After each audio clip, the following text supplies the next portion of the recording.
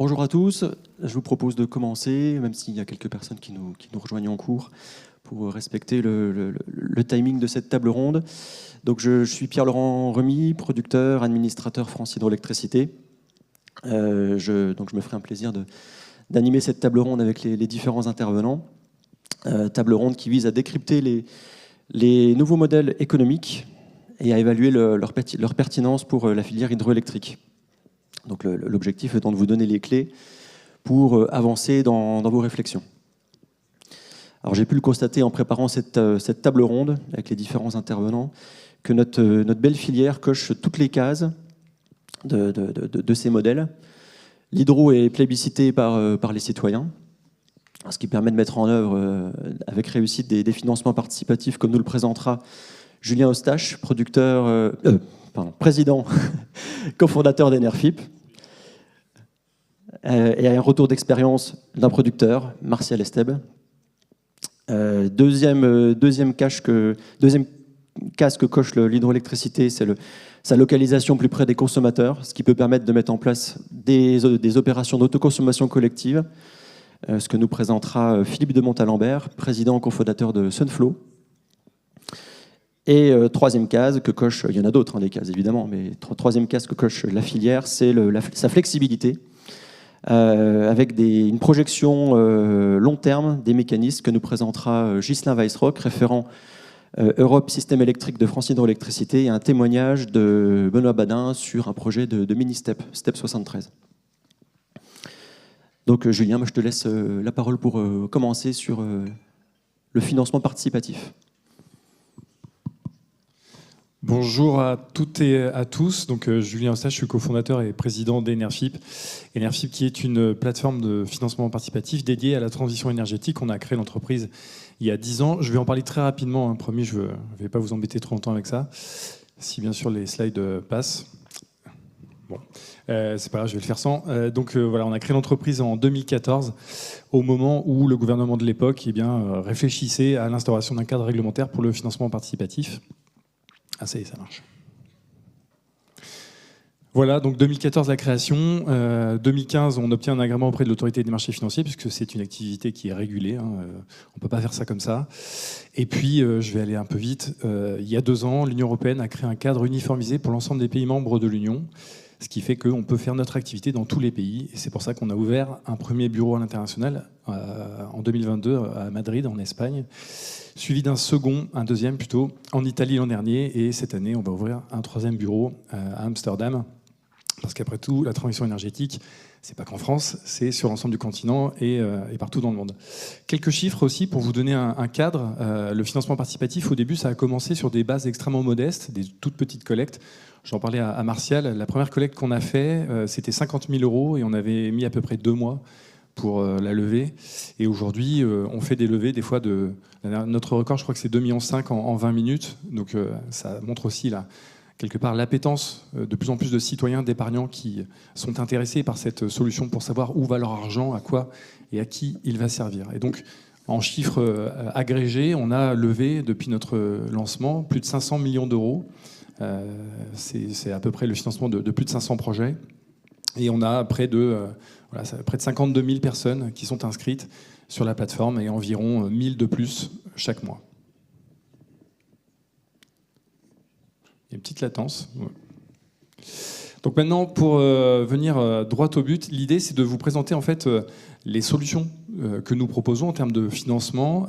Et si ça peut aussi vous rassurer, de formation, moi je suis biologiste, je ne suis pas du tout économiste, je ne suis pas financier, et donc j'ai appris mon métier sur le tas, ce qui montre que c'est tout à fait accessible à tout le monde et qu'on n'est pas obligé d'avoir des diplômes ronflants pour bien maîtriser ces sujets. Donc chez Enerfip, on vous propose des financements soit sous forme de prêts, et plus précisément sous forme d'obligations simples, qui sont en fait des titres de créance, soit sous forme d'actions, parce qu'il peut arriver que des porteurs de projets aient besoin de faire une augmentation de capital. On est sur des financements qui vont de 500 000 € à 5 millions d'euros, 5 millions étant le plafond maximal que nous autorise notre agrément. Et les financements que nous proposons, forcément, sont plutôt de court terme, puisqu'on est sur des maturités qui vont de 1 an à 5 ans.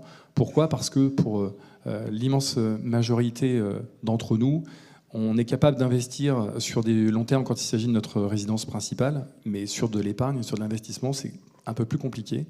Et donc si on veut s'adresser au plus grand nombre, on est un peu tenu de rester sur une durée d'investissement assez courte de cet ordre-là. Et sur les taux d'intérêt, alors peut-être que certains producteurs vont tordre un peu le nez, mais on est sur des taux d'intérêt de 7 à 9% par an. Ça, c'est le contexte actuel. Pour vous donner aussi une illustration, en 2 ans, on a dû augmenter de plus de 50% les taux d'intérêt qu'on proposait sur la plateforme, du fait des bouleversements macroéconomiques qu'on a traversés, notamment d'une inflation qui a été extrêmement significative. Bon, souhaitons que ça se tempère un petit peu. Pardon, je suis allé un peu trop vite. Et sachez qu'on n'est pas là pour remplacer la banque, forcément, avec les chiffres que je vous évoque là, ça n'aurait pas de sens. Par contre, sur vos fonds propres, c'est là où on a vraiment une valeur ajoutée, où on va pouvoir venir renforcer vos fonds propres, vous apporter des solutions quand vous avez plusieurs projets à porter concomitamment, ou bien lorsque vous avez, on va le voir ensemble, des problématiques sur de l'acquisition ou de la construction. Donc, petit zoom maintenant sur votre univers à vous, celui de l'hydroélectricité. Il y a vraiment une petite latence. Donc voilà, on peut typiquement apporter une solution de financement s'agissant de l'acquisition d'une centrale. Vous voyez cette période un peu de flottement où vous portez acquéreur et où votre financeur bancaire va mettre un temps trop long pour que l'opération puisse se faire dans le temps imparti. Eh bien nous, on est capable de vous apporter les fonds nécessaires sur un prêt court terme pour que vous puissiez acquérir la centrale et ensuite mettre en place le financement bancaire classique qui va venir prendre la place de ce financement citoyen. Et je vous ai mis un exemple, la centrale de la Cave en Ariège, pour le compte de laquelle on a fait un financement de ce type-là à hauteur de 2,5 millions. Autre cas concret d'application, c'est sur des travaux de réhabilitation ou de construction d'une centrale. Pareil, parfois, il peut y avoir un hiatus entre le temps que met la banque pour vous apporter les fonds et le fait que vous ayez besoin d'avancer très vite, de construire, de mettre en service. Donc là aussi, on peut faire ce joint et vous faire des prêts court terme qui vont jusqu'à 100% de vos besoins pour que vous puissiez avancer et le temps pour la banque de délivrer les fonds nécessaires. Et là, on a fait en l'occurrence le Moulin de la Roche en Charente, où on a prêté un peu plus d'1 million d'euros dans ce cas de figure. Et puis, j'en parlais tout à l'heure, refinancer une partie de vos fonds propres. C'est vrai que l'une des particularités de l'hydroélectricité, quand on compare cette énergie avec l'éolien ou le solaire, c'est que la proportion des fonds propres qui vous sont demandés est plus conséquente que dans ces deux énergies. On est, en général, en photovoltaïque, on est sur des 10% de fonds propres et 90% de dettes, là où je parle sous votre contrôle, mais on est plutôt autour de 25-30% dans l'hydroélectricité. Donc c'est très intense d'un point de vue fonds propres pour vous. Et si vous avez des super opportunités, mais qu'une partie significative de vos fonds propres sont déjà, entre guillemets, bloqués dans des projets, ça peut avoir du sens de faire appel à des solutions telles que ce qu'on propose pour libérer des fonds propres et vous permettre de continuer vos projets. Et donc, je vous l'ai dit, on a levé plus de 500 millions depuis notre création il y a 10 ans. Et vous voyez, on est un nain dans le monde de l'hydroélectricité. On a simplement financé 4 projets de ce secteur, de cette énergie, pour un peu moins de 5 millions d'euros. Ce qui est extrêmement frappant, c'est qu'à chaque fois qu'on a des projets hydro à financer, et Martial ne me démentira pas, il y a une très très forte appétence. Alors bien sûr parce qu'il n'y a pas beaucoup de projets hydro, mais aussi parce que je pense que s'il y a bien une énergie renouvelable pour laquelle il y a un consensus assez général en termes de sympathie, de capital sympathie, c'est bien l'hydroélectricité. Enfant, on a tous joué avec des petits moulins, etc. On a tous ce lien-là. Et quelque part, c'est une des forces de votre secteur sur lequel vous pouvez aussi, je pense, vous appuyer pour développer son aura, son acceptabilité et aussi aller chercher de l'épargne des Français et des Françaises pour financer cette belle énergie. Donc voilà, vous voyez, moins de 1% de ce qu'on a levé à date aujourd'hui, c'est très peu et je pense qu'on peut faire beaucoup, beaucoup mieux. Donc l'idée, c'est aussi de vous parler de ça aujourd'hui et éventuellement de répondre aux questions que vous pourriez avoir sur des problématiques qui sont votre quotidien. Normalement, j'ai fini, mais... Oui, c'est ça. Merci pour votre attention.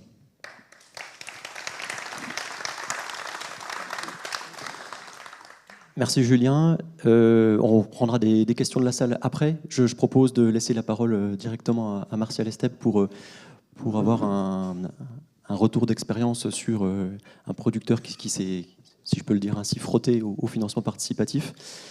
Ce qui pourrait être intéressant de nous expliquer, Martial, c'est qu'est-ce qui vous a poussé initialement vers... parce que c'était quand même il y a plusieurs années, ce que j'ai compris, à un moment où d'autres producteurs n'y pensaient même pas. Qu'est-ce qui vous a poussé à aller vers le financement participatif? Et qu'est-ce qui vous a poussé à y revenir ensuite, à vous resservir dans d'autres opérations? J'imagine que ce n'était pas forcément le même objectif par la suite. Oui, bonjour. Oui, effectivement. Alors, je suis un vieux producteur en financement participatif. En 2015, j'ai fait l'acquisition d'un site autorisé et qu'il fallait construire. Mais malheureusement, à cette époque-là, dans le groupe familial, on n'avait pas les fonds disponibles pour financer ce projet comme on le faisait usuellement. Et donc, en accord avec un banquier qui s'appelait encore banquier à l'époque, donc qui était capable de nous aider dans l'ingénierie du projet financier, il m'a dit: je te prête 2,7 millions, mais le projet coûtait 3,7 millions. Alors, je lui ai dit: c'est sympa, mais il va me manquer 1 million. Il m'a dit: t'inquiète pas, on va aller les chercher en financement participatif. Je ne connaissais pas, donc je ne vais pas faire le malin. Mais effectivement, on a fait appel à une société qui faisait ce type de levée de fonds. Et les gens ont participé à hauteur d'1 million d'euros en capital. Donc pour le coup, là, le besoin, c'était d'apporter des fonds propres dans le projet pour qu'on obtienne le financement, ce qui a été le cas. Les conditions de levée, c'était un petit peu les débuts. Donc c'était des coups de téléphone pour appeler des gens de mon réseau perso, pro. Donc on a réussi à collecter auprès de 45 investisseurs ces 1 million d'euros en 1 mois et demi à peu près. On avait trouvé ça extraordinaire, parce que je vous parlerai après de mon autre expérience juste après, mais ça c'était assez extraordinaire d'aller chez des gens que je connaissais, qui me confiaient leur argent, me donnaient un chèque, et je leur disais: je te les rendrai dans 7 ans, puisque l'horizon de remboursement c'était 7 ans avec un paiement d'intérêt de 7%, cumulable, on payait à la fin, donc pour 1 000 euros vous récupérez 1 600 brut. Voilà, je lance les chiffres là, comme ça. En 2016, donc on était déjà à 7%. Après, ça a baissé. Et voilà. Et l'aventure a permis de construire la centrale qui s'appelle Moulin de Morlas, qui est sur le Salat à la Cour, près de Saint-Jérôme, dans l'Ariège. Et on a remboursé cette année ce financement participatif. Alors, j'ai relevé de la dette. Mais j'ai remboursé et j'ai relevé de la dette qui me coûte un petit peu moins cher. Donc voilà, la boucle est bouclée, c'était prévu comme ça. Et la centrale m'appartient maintenant, à moi tout seul comme un grand, donc c'était passionnant. Donc il y avait cet aspect-là aussi humain, le fait de faire participer des gens que je connais, d'autres gens que je ne connais pas, mais qui aussi sont, je pense, satisfaits d'avoir investi à mes côtés sur ce projet-là. Ensuite, on a fait un projet... Enerfip sur la centrale de Peycheroux, les années, je ne me rappelle plus, 2000, ouais, il y a 4 ans à peu près. Voilà. Le financement, là, pour le coup, il était plus, sans être péjoratif, mais c'était plus cosmétique, puisqu'on avait le financement sur ce dossier-là. Par contre, on avait pris l'engagement de faire participer les habitants de la ville de Carcassonne et de la communauté de communes, et éventuellement du département, etc. Mais le succès a été tel qu'on s'est arrêté à la communauté de communes, parce qu'on a eu suffisamment de souscriptions, plus quelques salariés aussi, salariés qui avaient travaillé sur la construction de la centrale. Voilà, le deal, c'était ça. Ils pouvaient aussi investir. Donc certains de mes salariés, des salariés de mes associés aussi. Et ce dossier a été également remboursé l'année dernière, non, au mois de mars. Au mois de mars de cette année. Donc c'est le top quand même, c'est qu'on lève des fonds mais en plus on les rembourse. Donc ça met quand même en confiance les investisseurs. Et comme le disait Julien, les gens sont ultra intéressés parce qu'il y a un capital sympathie, il y a, je pense, une bonne image et et puis il y a la capacité de rembourser. Donc voilà, ça coûte un petit peu plus cher, mais dans certaines circonstances, c'est complètement répondre aux besoins. Donc le deuxième cas de figure, c'était plus de la com, hein, on va le dire comme c'est, d'avoir levé ce financement. Et puis la dernière opération s'est faite plus là c'était plus la performance. J'avais besoin de renforcer les fonds propres et j'ai levé une dette via une plateforme qui m'a financé à hauteur d'1 million d'euros. Et là, la performance, c'était que les gens qui ont investi, donc 200 investisseurs, ont investi les 1 million d'euros en moins d'1 heure. Et bon, pour moi, c'était aussi une expérience incroyable de regarder le compteur monter et se dire si j'avais dû aller trouver ces 1 million d'euros auprès d'une banque, j'aurais pas passé 55 minutes, j'aurais passé plusieurs mois. Donc voilà. Alors ce projet-là est en cours de remboursement, enfin en cours, mais pareil, c'est une expérience très intéressante et qui m'a facilité derrière le financement auprès de la banque, puisque j'ai pu justifier de ces apports-là à la banque. Donc voilà pour mon expérience, mes ressentis, c'est en grosse partie l'aspect financier évidemment, mais l'aspect humain aussi. Voilà. Merci Martial. J'ai juste une question, c'est quelle est la perception des banquiers par rapport à ce financement participatif? Parce que eux ont leur modèle, hein. Il faut savoir qu'en termes d'analyse, ils prennent leur tableau Excel, ils projettent sur plusieurs années. Et comment est-ce qu'ils perçoivent cette levée de fonds? Est-ce qu'il faut les convaincre? Est-ce que vous faites appel à la plateforme qui vous a permis de financer pour les convaincre? Ou est-ce que c'est assez facile de leur vendre le modèle? Alors, pour le premier exemple, c'est le banquier qui m'a amené sur la solution, donc là c'était facile, c'est lui qui était convaincu avant moi. Mais sur les autres dossiers, je pense que l'appui d'une plateforme de financement participatif, à la fois avec leur expérience, l'encadrement qu'ils peuvent donner et le fait que c'est des pros, ça rassure les banquiers, ils ont posé assez peu de questions. Très honnêtement, j'ai pas eu de difficultés particulières à mettre à disposition ces fonds et à justifier l'origine, et ce qui permettait derrière, évidemment, de lever le reste de la dette. Donc c'était plutôt bien accepté. Julien, je te repasse la parole. Est-ce que tu peux nous expliquer, selon toi, ce qui fait que l'hydro est un petit peu en queue de peloton comme filière pour se diriger vers le financement participatif? Alors évidemment, aucun jugement de valeur, hein, je vous rassure tout de suite. Je pense que c'est que l'hydro, c'est l'énergie la plus ancienne, des énergies renouvelables, hein, je parle, donc une énergie qui s'est construite au fil du temps et qui a adopté son mode de fonctionnement. Et du coup, ça a été bien plus simple pour l'éolien et le solaire, qui sont quand même relativement des énergies bien plus récentes, de s'approprier ces nouveaux outils de financement. Et même d'ailleurs, je trouve, à titre personnel, que parfois le monde de l'éolien et du solaire sont même un peu trop financiarisés. À la base, moi, je suis développeur de projets d'énergie renouvelable, en l'occurrence photovoltaïque, et je trouve que ça manque un peu de techniciens dans le monde de l'éolien et du solaire, en tout cas de plus en plus. Mais bon, c'est un constat, c'est comme ça.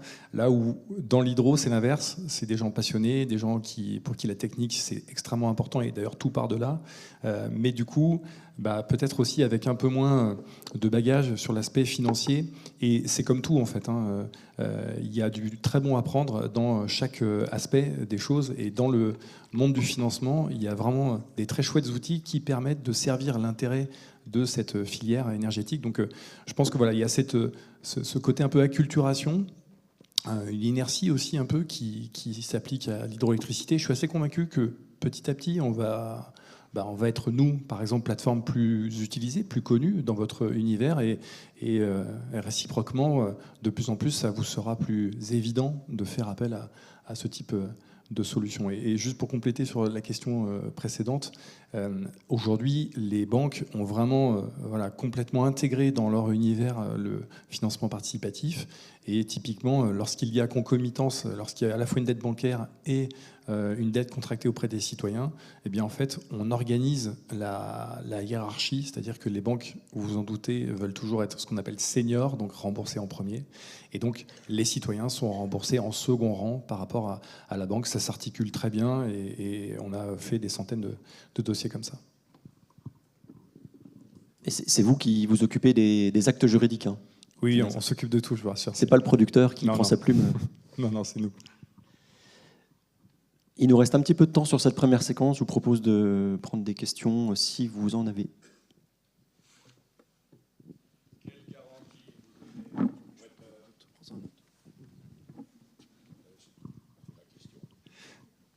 répondre.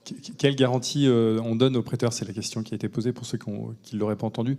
Et c'est une très bonne question parce qu'évidemment, on ne fait pas de prêt, comme on dit, à blanc, comme ça, sans sûreté. C'est normal. Hein. L'idée, c'est de trouver ce chemin de crête entre votre intérêt à vous, producteur, et celui des milliers de gens qui vont prêter leur épargne. Donc, il faut penser un peu aux intérêts de tout le monde. Et typiquement, sur les sûretés, ça va dépendre bien sûr des projets. Mais si, par exemple, on vous prête de l'argent pour que vous puissiez construire une centrale sur un prêt court terme, comme je le disais tout à l'heure, avant que la banque arrive, eh bien, on va prendre, un peu comme le fait la banque, un nantissement sur la société projet. Et évidemment, lorsque la dette bancaire arrive, eh bien, on s'efface, hein, on fait ce qu'on appelle une main levée et la banque prend notre place en tant que prêteur. Donc on regarde toujours, et c'est très souvent du cas par cas, hein, mais on a vraiment l'intention de trouver une situation équilibrée pour défendre les intérêts du porteur de projet et des investisseurs.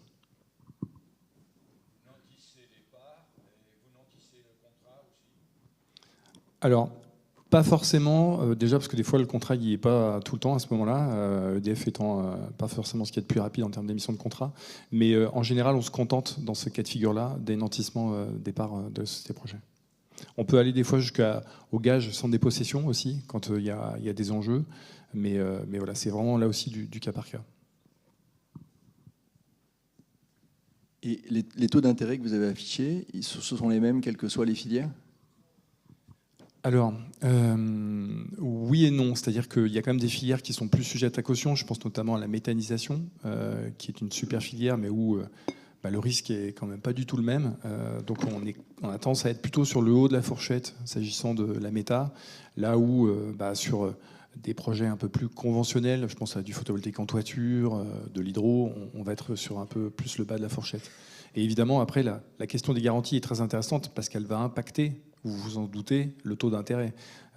Plus la garantie, la sûreté est puissante, plus on peut se permettre d'être sur le bas de la fourchette de taux. Oui, peut-être pour compléter ce que tu dis, Julien, et pour répondre à la question sur les garanties, moi j'ai vu deux cas de figure. Le cas de figure où effectivement Enerfip est remboursé par la banque et donc les garanties s'effacent. Et le deuxième cas de figure, il y a en fait le financement participatif et le financement bancaire. Et je voulais juste dire que Enerfip a aucun problème pour signer l'accord intercréancier, qui est un document très important pour la banque, et qui rappelle à la banque, en fait, que le prioritaire, c'est la banque, et derrière, c'est Enerfip. Et ça, je souligne, bravo Enerfip, parce que ce n'est pas un sujet, la signature de cet accord intercréancier. Voilà.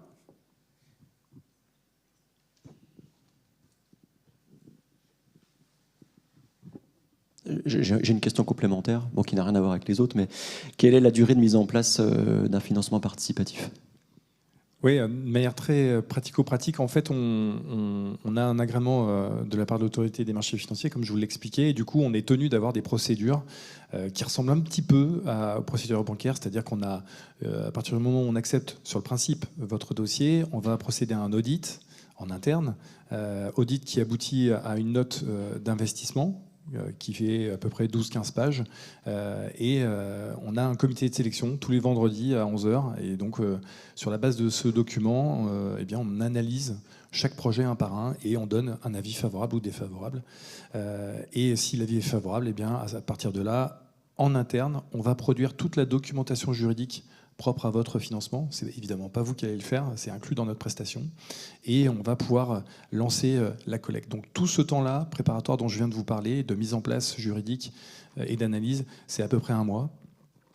Et ensuite, le temps de la collecte, je vous l'ai dit, alors je ne vais pas faire de promesse de Gascon, si vous avez la bonne idée de venir travailler avec nous, ça peut aller très vite, parfois ça peut prendre quelques jours, au pire quelques semaines, mais c'est assez rare.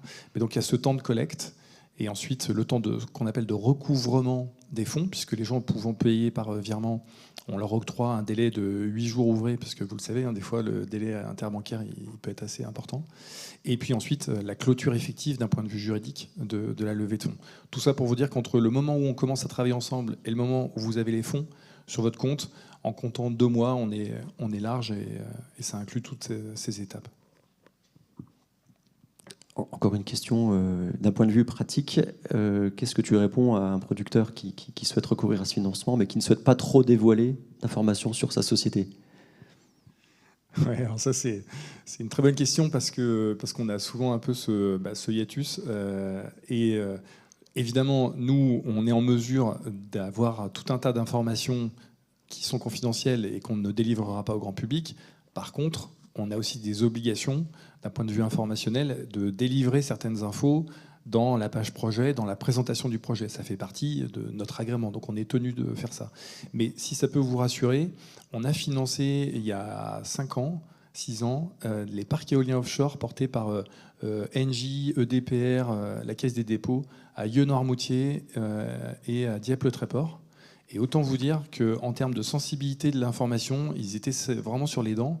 Et on a quand même réussi à trouver des compromis qui nous permettaient de respecter notre réglementation, tout en ne divulguant pas des informations trop sensibles. Donc voilà, sachant qu'on a réussi, je pense, là où c'était peut-être le plus difficile, je suis assez serein sur le fait qu'on trouve des modes de fonctionnement avec chaque producteur. D'autres questions qui sont venues entre-temps ? Oui. Bonjour. J'investis parfois sur votre plateforme ou sur d'autres plateformes. Et quand on prend l'habitude de le faire, on finit par investir de façon un petit peu régulière, mécanique. Et au bout du compte, je trouve qu'il manque un degré d'information qui est un degré d'information intermédiaire entre la présentation hyper succincte du projet en 3 lignes sur la page d'accueil et les documents qu'on peut télécharger et lire. Je trouve qu'il manque un petit document, une feuille A4 ou une demi-feuille A4 qui rappelle les grandes lignes du projet, en particulier la garantie, réellement où elle est. Voilà, quelque chose de clair et simple et succinct. Ouais, c'est un très bon point que vous portez là et c'est même un challenge pour nous parce qu'en fait ce que vous dites là est une réalité.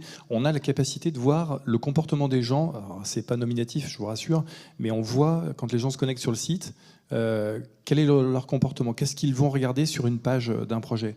Et donc en fait ce qu'on observe aujourd'hui, c'est que le haut de la page d'un projet où vous avez le bouton investir, bah là, l'immense majorité des gens sont là-dessus, mais les infos qui sont en dessous, et c'est ce que vous dites, il y a de moins en moins de monde qui y va. Et alors télécharger les documents qui sont super complets, hein, les notes d'investissement qu'on fait nous-mêmes en interne, on les met à disposition. Donc on est ultra transparent. Mais évidemment, les gens, très peu, sont ceux qui vont aller les regarder. Et donc on est face à ce challenge parce que du coup ça nous oblige nous à faire vraiment bien notre boulot et à analyser vraiment les projets et à bien les dimensionner. Mais pour autant, on a à cœur que les gens s'approprient quand même ces sujets. Et donc on commence à faire évoluer aussi nos pages projets. On a rajouté par exemple il y a 3 semaines les notes qu'on met en interne sur les projets, sur des lettres allant de A+ à C-, pour que ça, ce soit tout de suite visible et que ça condense un peu ces questions de le risque, les sûretés, etc., sur quelque chose de très visible et qui parle un peu à tout le monde, puisque voilà, ces gradients A, B, C, D, E, F, on l'a dans l'énergie, on l'a dans plein de secteurs. Mais c'est un vrai sujet parce que voilà, les gens accordent de moins en moins de temps à lire en fait, et à s'approprier les informations. Et on n'a pas encore trouvé la baguette magique. Mais en tout cas, on est bien sensibilisé sur cette problématique.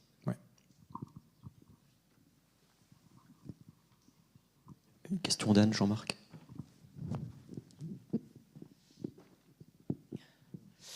Je me demandais comment était rémunérée la plateforme, parce que vous fournissez beaucoup de travail, visiblement. Et voilà, quel est le mode de rémunération ? Et du bon travail, j'en doute pas. Oui, c'est une très bonne question aussi. En fait, on a fait le choix quand on a créé Enership. Personnellement, moi, je me disais, c'est quand même frustrant quand on est épargnant. On va ouvrir une solution que nous propose notre banquier et on commence par payer. Donc on commence par perdre avant de gagner quelque chose. Et on s'est dit, si on veut se diversifier et vraiment faire un pas de côté, eh bien, on va avoir aucun frais, absolument aucun, du côté des investisseurs. Donc là, je vous le dis, vous toutes et tous, en tant qu'investisseurs, n'hésitez pas à aller sur Enership, il n'y a pas de coût, et vous pouvez investir à partir de 10 €. Bref, et donc comment nous on se rémunère ? Parce qu'évidemment, on est 45 personnes maintenant dans l'entreprise, donc ça commence à être significatif. Donc nous, notre rémunération, on la prend du côté du porteur de projet, et en fait, on prend ce qu'on appelle des honoraires de collecte. C'est un pourcentage du montant qui est collecté pour votre compte. Et s'ajoute à ça des frais de gestion annuels, parce qu'en fait, c'est tout à fait clé en main dans le sens où chaque année, au moment où il faut payer les intérêts, c'est nous qui nous occupons de tout. On prélève les fonds sur le compte du projet, on fait les déclarations fiscales pour le compte de l'emprunteur, on verse ce qui est dû à chaque investisseur en faisant le prélèvement forfaitaire à la source. On envoie tout ça au SIE et on fait les déclarations fiscales pour tous les investisseurs, de sorte qu'ils aient leur déclaration d'impôt qui est pré-remplie. Donc effectivement, il y a du boulot. Tout ça est inclus dans ces frais-là. Donc de deux sortes, hein, je le rappelle, les honoraires de collecte qui sont payables uniquement si on réussit la collecte et les frais de gestion annuels.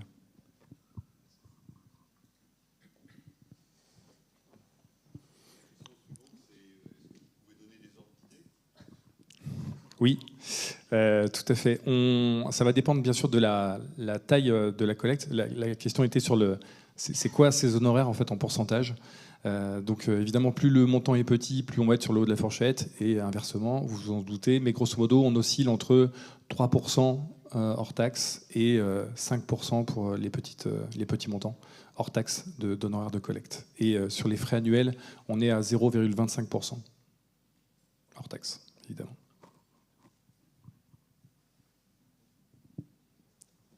Merci Julien, merci Martial. Je vous propose de passer à la seconde séquence, donc au sujet un tout autre sujet, de l'autoconsommation collective, qui est un mécanisme que l'on connaît très peu dans la filière, mais qui prend tout son sens de mon point de vue, pour l'hydroélectricité, quand on analyse les caractéristiques de la filière. Parce que les centrales ont été créées pour alimenter en énergie les usines voisines. Le flux physique des électrons est toujours resté en circuit court. Alors pourquoi ne pas flécher le flux commercial de la même façon ? Après des tâtonnements pendant quelques années, on sent que le sujet émerge. On a actuellement, pour 6 opérations décomptées en 2018, on est à peu près à 400 opérations actuellement en cours. Donc Philippe de Montalembert, président cofondateur de Sunflow, va vous expliquer les raisons de cette dynamique et les principes de construction d'une opération d'autoconsommation collective. Merci beaucoup. Donc je suis très content d'être là à nouveau, puisque certains d'entre vous m'ont connu comme dirigeant de Hydronext, un agrégateur. Donc je vais vous parler effectivement de l'autoconsommation collective, qui est une vraie opportunité pour les producteurs pour mieux valoriser leur production, ce qui est un sujet en fait à nouveau important, puisque aujourd'hui les marchés ont pas mal baissé. Et donc vous allez voir que c'est vraiment quelque chose qu'à mon sens, tous les producteurs devraient absolument connaître à minima. Alors je finirai peut-être par cette slide. Voilà, je vais commencer ici. Donc Sunflow, c'est une entreprise assez récente que j'ai fondée avec mes associés Nicolas Compagne et Baptiste Maisonnier, société qu'on a fondée l'année dernière. Et en fait, on connaissait ce principe de l'autoconsommation depuis plusieurs années. Les premières opérations, finalement, quand on regarde dans le rétroviseur, c'était des opérations très militantes qui n'avaient pas forcément été lancées sur un business model bien déterminé. Et en fait, ce temps-là est totalement révolu. L'autoconsommation collective entre vraiment dans une ère à la fois de massification et de professionnalisation, si je puis dire. Et vous disiez en introduction qu'aujourd'hui, il y a 400 opérations. C'est à la fois beaucoup et peu. C'est beaucoup parce que finalement, c'est un chiffre qui double tous les ans. Donc on voit qu'il y a un vrai engouement. Et c'est peu parce que des opérations comme ça, pourrait y en avoir 4000, 40 000. Ma conviction, c'est qu'il y en aura vraiment beaucoup à l'avenir. Alors si je reviens aux fondamentaux, comment en fait on valorise son électricité aujourd'hui ? Voilà. Ouais. Donc il y a 3 façons de valoriser sa production électrique renouvelable. Donc celle de gauche, vous la connaissez très bien, c'est de vendre sa production sur le marché. Les horizons de temps, vous les connaissez, l'intraday, le spot, le marché à terme, etc. Et ça se fait généralement via un agrégateur ou un fournisseur. Finalement, c'est un peu les mêmes prestations. La deuxième façon au centre, c'est des contrats long terme, donc généralement avec EDF-OA, et on connaît aussi les contrats d'obligation d'achat ou de complément de rémunération. J'y mets également les corporate PPA, même s'ils ne sont pas tout à fait à la bonne place, puisque ce n'est pas des contrats subventionnés, mais ce sont des contrats de long terme également. C'est pour ça qu'ils me paraissent appartenir à cette catégorie. La troisième, c'est de vendre sa production de façon gré à gré auprès de consommateurs. Et donc là, vraiment, je m'arrête une seconde parce que c'est totalement inédit dans le domaine de l'électricité. C'est vraiment la première fois qu'un producteur va vendre directement sa production à un consommateur. Ils vont se parler directement sans passer par l'intermédiation qu'on connaît habituellement, qui est je vends à un responsable d'équilibre qui va intervenir sur le marché auprès duquel un fournisseur va faire ses approvisionnements et vendre à un consommateur. Donc on évite cette boucle et on a vraiment un contact direct. Donc vous l'avez compris, ça s'appelle l'autoconsommation collective. Si vous êtes curieux, vous verrez que sa description se trouve dans le Code de l'énergie à l'article L315.2. Et encore une fois, on parle d'une transaction qui est sans intermédiaire et en circuit court entre un producteur ou des producteurs et un ou des consommateurs. D'ailleurs, petite précision, ça peut être effectivement aussi simple qu'un producteur qui parle à un consommateur. Pas obligé d'avoir des opérations complexes. Alors pourquoi on ferait tout ça ? Pour plein de raisons, mais la première qui saute aux yeux, c'est qu'aujourd'hui, de nombreux consommateurs sont durablement impactés par des contrats de fourniture à des prix élevés. Donc on en a beaucoup entendu parler ces derniers temps. Certaines professions ont été plus impactées que d'autres. Donc là, vous voyez quelques verbatim sur les professions de l'hôtellerie ou de la restauration qui se plaignent d'avoir des contrats de fourniture très élevés. Donc plus de la moitié pour les restaurateurs et hôtels au-delà de 180 € du mégawattheure. Ça, c'était en février dernier. Et certains bien au-delà. Finalement, on vit à une époque assez étrange où les consommateurs continuent de payer relativement cher leur électricité, pour peu qu'ils aient contractualisé l'année dernière ou celle d'avant, et en concomitance avec le fait que finalement le marché de l'électricité, le marché de gros, lui, il est très bas. Donc il y a une vraie différence entre ce qu'on achèterait aujourd'hui sur le marché et ce que n'importe qui, si vous allez voir un industriel, paye réellement à son fournisseur. Et juste pour fixer les idées, aujourd'hui le TRVE, donc le tarif de vente de l'électricité, qui est donc la référence pour les clients bleus, ce qu'on appelle les bleus, c'est-à-dire les professionnels et les particuliers en dessous de 36 kg, eh bien si vous lui enlevez les taxes et le TURB, c'est 150 € du mégawattheure. Voilà. Mon point, c'est de vous dire simplement que donc, c'est cette catégorie qui achète son électricité à 150 €. Si un producteur est capable de proposer moins, il y a un vrai terrain d'entente. Et il y a un vrai intérêt à mettre en place cette autoconsommation collective avec lui. L'espace économique est très large aujourd'hui. Il continuera vraisemblablement de l'être. Donc ça vaut vraiment le coup de se pencher là-dessus. Alors, donc, comme vous l'avez compris, un producteur ENR peut vendre son électricité directement à des consommateurs locaux. Il y a quelques principes à ça. Alors, j'en ai mis 3 ici. Le premier principe, c'est que c'est nécessairement un projet local. Donc, ce que j'entends par là, c'est que dans une opération de ce type, de vente directe, l'ensemble des participants doivent être circonscrits dans un périmètre géographique donné. 2 km par défaut, si on est en zone urbaine, jusqu'à 20 km si on est en zone rurale. Alors 20 km, ça laisse beaucoup de place en fait. Hein. Donc on peut vraiment aller chercher des consommateurs assez loin finalement. Et la deuxième caractéristique, c'est que ça s'applique pour des sites de production en dessous de 3 mégas. Donc plutôt des petits objets. Vous ne trouverez pas de grosses centrales dans ce type d'opération. Le deuxième principe, c'est que la mise en œuvre est extrêmement simple. Il n'y a pas d'intervention physique ni chez le producteur, ni chez le consommateur. On parle d'autoconsommation. Donc quand on pense autoconsommation, on se dit il faut que physiquement l'électricité soit livrée directement auprès du consommateur. Pas physiquement, commercialement. Donc l'électricité que vous allez produire, elle va continuer d'emprunter le réseau comme avant. Et vous n'avez pas à, encore une fois, ni changer votre installation, ni celle du client consommateur. Donc on fait avec ce qui existe déjà. Et c'est une mise en place qui est uniquement contractuelle. Et le deuxième point important, c'est que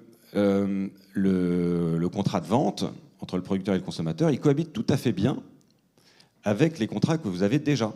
Le producteur a déjà un contrat de vente de son électricité avec un acheteur.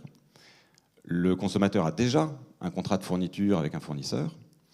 Et donc, ce troisième contrat, il s'intègre en fait très facilement dans cet environnement-là. Et le troisième point, c'est que tout cela est opéré par Enedis. Parce que vous vous demandez probablement, mais qu'est-ce que j'entends par livrer de l'électricité d'un producteur à un consommateur, de la livrer commercialement? Donc je vais y venir. Mais sachez que c'est opéré par Enedis, c'est-à-dire que quand on monte une opération de ce type, on va signer une convention avec Enedis. C'est Enedis qui va tenir, si je puis dire, la comptabilité électrique de tout ça. Et Enedis le fait sans surcoût. Ça, c'est très important aussi de le savoir. Ça fait partie de ses missions d'opérer ces opérations d'autoconsommation collective, et vous ne paierez pas un centime à Enedis pour cette prestation. Elle est de facto. Alors, je vais essayer maintenant d'être un peu plus clair sur ce que j'entends par l'électricité ou l'énergie est livrée commercialement par Enedis. Pour les opérations d'autoconsommation collective, Enedis met à disposition un portail et des API pour justement faire cette communication et tenir cette comptabilité de l'énergie. Donc là, vous avez une saisie d'écran à droite de ce à quoi on a accès quand on gère une opération de ce type-là. Si on parcourt les étapes de cette livraison, voilà comment ça se passe. Première étape, donc on va supposer qu'on a une opération très simple avec un producteur et un consommateur. On calcule et on communique les instructions d'autoconsommation à Enedis via les API. Donc pour prendre un exemple, de midi à midi 30, la production est de 1,3 MW, la consommation est de 0,9 MWh. Donc vous voyez qu'il y a une synchronisation entre les deux et qu'on pourrait finalement échanger jusqu'à 0,9 MWh. Là, pour l'exemple, je vais considérer qu'on a décidé, pour une raison qui est propre à l'opération, de se limiter à 0,5. Donc c'est ça l'information qu'on communique à Enedis. Que fait Enedis? Enedis vient corriger les courbes de charge du producteur et du consommateur de ce montant. Donc la courbe de charge du producteur est corrigée de 0,5 MWh à la baisse, et celle du consommateur également. Et la dernière étape, c'est qu'Enedis va publier ces courbes de charge corrigées à chacun des acteurs. La courbe de charge corrigée est publiée auprès de l'acheteur du producteur, donc l'acheteur du producteur voit moins d'énergie. La courbe de charge corrigée est publiée auprès du fournisseur du consommateur, donc le consommateur, de facto, consomme moins d'énergie auprès de son fournisseur. Cette fameuse énergie qui a disparu, c'est ça qui fait l'objet de la transaction entre le producteur et le consommateur. Donc vous voyez, la livraison, ça n'est que ça, finalement. C'est appliquer cette convention qui consiste à dire, puisqu'il y a eu synchronisation entre production et consommation, eh bien, on va netter les deux courbes de cette production, de cette énergie, qui sera maintenant réputée faire l'objet de la transaction entre le producteur et le consommateur. Donc c'est en fait extrêmement simple conceptuellement. Je ne pensais pas aborder cette question maintenant. Ce que je vous propose, c'est de revenir à la première slide. Je ne sais pas comment on fait, Aurélie. Ah oui, non, je vais me débrouiller, merci. Attendez. Voilà, je voulais simplement finir par vous indiquer le scope de prestation que fait Sunflow. L'idée de Sunflow, c'est vraiment de faire une opération d'autoconsommation collective de façon clé en main pour le producteur. C'est-à-dire de venir voir un producteur et une fois qu'on lui a expliqué le concept, d'être en mesure de faire de bout en bout cette opération. Donc il y a un peu 3 briques. Il y a mettre en place l'opération. La mettre en place, c'est identifier des consommateurs intéressés dans le bon rayon, c'est structurer l'opération et éventuellement négocier les contrats de vente pour le compte du producteur, faire les démarches vis-à-vis d'Enedis, parce que je vous ai dit qu'on allait signer une convention, et donc contractualiser l'ensemble, si je puis dire. Maintenant que l'opération existe, la deuxième brique, c'est de la gérer. C'est de gérer les fameuses répartitions d'énergie que je vous ai montrées tout à l'heure. Donc être en communication avec Enedis pour faire ça, choisir des clés de répartition selon le souhait des intervenants de l'opération, éventuellement faire rentrer de nouveaux participants consommateurs, en faire sortir, etc. Enfin, faire vivre l'opération. Et la troisième brique, c'est de vous donner accès à une plateforme sur laquelle vous allez retrouver l'ensemble des informations qui vous intéressent sur cette opération, donc que ce soit en termes de courbe de charge, en termes de facture que maintenant vous allez émettre auprès du consommateur, etc. etc. Enfin, l'ensemble des choses qui vous aident à suivre cette opération. Voilà, donc je serais ravi de répondre à vos questions et je vous remercie de votre attention.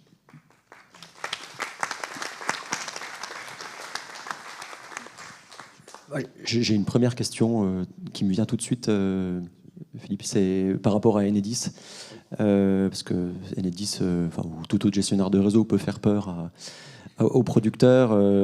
Certaines agences régionales sont plus sans difficulté que d'autres. Qu'est-ce que tu peux répondre à des producteurs qui s'inquiètent de la réceptivité d'Enedis sur ces mécanismes? Est-ce que ça ne va pas venir ajouter de la lourdeur à des flux qui sont déjà parfois très compliqués avec eux? Oui, alors je comprends d'autant mieux que dans mon métier précédent d'agrégateur, les relations avec Enedis étaient un vrai enjeu. Là, pour le coup, je dois reconnaître que le taureau a vraiment été pris par les cornes, dans le sens où Enedis a mis en place des systèmes d'information qui marchent absolument bien. Et ce n'est pas du tout une limitation pour ces opérations aujourd'hui. Donc je suis moi-même le premier étonné, mais vraiment satisfait que ça fonctionne très bien. Une des raisons pour lesquelles ça fonctionne bien aussi, c'est que finalement, la part de gestion laissée aux agences régionales est très faible. L'agence régionale sera votre contact pour initier l'opération et va très rapidement laisser la main aux équipes nationales. Et en fait, ça, c'est un très gros avantage parce que ces équipes nationales sont beaucoup plus professionnelles, ne font que ça, sont dédiées à ça. Et finalement, pas mal d'eau a coulé sous les ponts. Et donc aujourd'hui, l'aspect SI, l'aspect communication avec Enedis est, à ma grande satisfaction, quelque chose qui marche vraiment bien. Donc vous verrez par vous-même, mais pour une fois, je leur tire mon chapeau. Et ça n'arrive pas souvent. Tant mieux. Pour en venir à la dernière slide que tu avais, quelle différence on peut faire avec un corporate PPA? Je vais vous la remontrer. Effectivement, c'est une question qui vient souvent, parce que, effectivement, quand on parle de commercialisation de l'électricité, le PPA, c'est un peu l'objet nouveau que tout le monde a en tête. Et en fait, il y a déjà une très grosse différence, qui est que quand on dit PPA, on parle avant tout d'un contrat de vente, donc dans lequel on va se mettre d'accord sur un prix et une durée qui sera généralement longue. L'autoconsommation collective, avant d'être un contrat de vente, c'est une méthode pour livrer de l'énergie d'un producteur à un consommateur. Alors bien sûr, après, une fois qu'on a la méthode, on se met d'accord sur un prix et une durée, mais c'est avant tout la méthode qui est absolument novatrice, puisqu'encore une fois, vous avez compris, on se passe de toute cette chaîne de responsables d'équilibre, de marché, etc. Donc pour moi, c'est ça la plus grosse différence. Mais on pourrait tout à fait convenir d'un PPA entre un producteur et un consommateur, et de convenir que le mode de livraison choisi de ce PPA soit l'autoconsommation collective. Voilà. Alors si maintenant je vais dans le détail des différences qu'on peut voir, effectivement, alors le premier point, j'en ai déjà parlé. L'un est à livraison avec les RE, l'autre pas. Je vais me focaliser sur les points principaux. Je pense qu'une autre grosse différence, c'est qu'un PPA, c'est de société à société. C'est-à-dire un producteur, une société productrice, va vendre à une société consommatrice sans s'inquiéter vraiment de ce qu'est sa consommation réelle. Voilà. Je peux faire un PPA avec Peugeot et je n'ai pas besoin de connaître la consommation de Peugeot. S'ils acceptent... Si Peugeot achète mon électricité, il l'achète et il se débrouille. Là, en ACC, c'est vraiment un site de production qui a un PRM identifié vend à un autre site de consommation qui a un PRM identifié. Donc on n'est pas exactement au même niveau. Et une troisième grosse différence, malgré tout, c'est que le PPA va nécessairement être sur des durées très longues. L'ACC ne préjuge pas de la durée. Elle peut être très courte, elle peut être très longue, elle peut être tout à fait opportuniste. Voilà. Alors qu'on ne se dérangerait pas à faire un PPA sur une durée courte. Bon, voilà. Pour être synthétique. Merci. Le client producteur paye son TURP le client consommateur paye aussi son TURP. Quelles sont les différences aujourd'hui en termes de niveau de TURP des deux côtés, je dirais, par rapport à la solution classique? Et puis même question plus accessoirement sur le plan des taxes aussi. Oui, très bonne question. Alors, l'aspect TURP et taxe n'est pas impacté par ce schéma. Voilà ce qu'on peut dire pour commencer. Donc, le producteur continue de payer le TURP, mais exactement comme avant, qui est en fait essentiellement ses composantes de gestion et de comptage. Le consommateur paiera aussi son TURP de la même manière. Donc, il n'y a pas à en espérer ni un gain, ni à redouter une augmentation. C'est la même chose. Et c'est la même chose sur les taxes. Donc, on entrera dans ce mécanisme uniquement quand on arrive à être compétitif des deux côtés sur la part énergie. Et on peut être complètement et oublier le côté TURP. Alors, je précise malgré tout que vous verrez qu'il y a aujourd'hui un TURP qui a été quand même prévu pour l'autoconsommation collective. Donc ça vient contredire ce que je dis. Mais ce TURP est essentiellement équivalent au TURP classique, si je puis dire. Donc la différence piconnière étant tellement minime que ça ne vaut pas le coup de s'y attarder.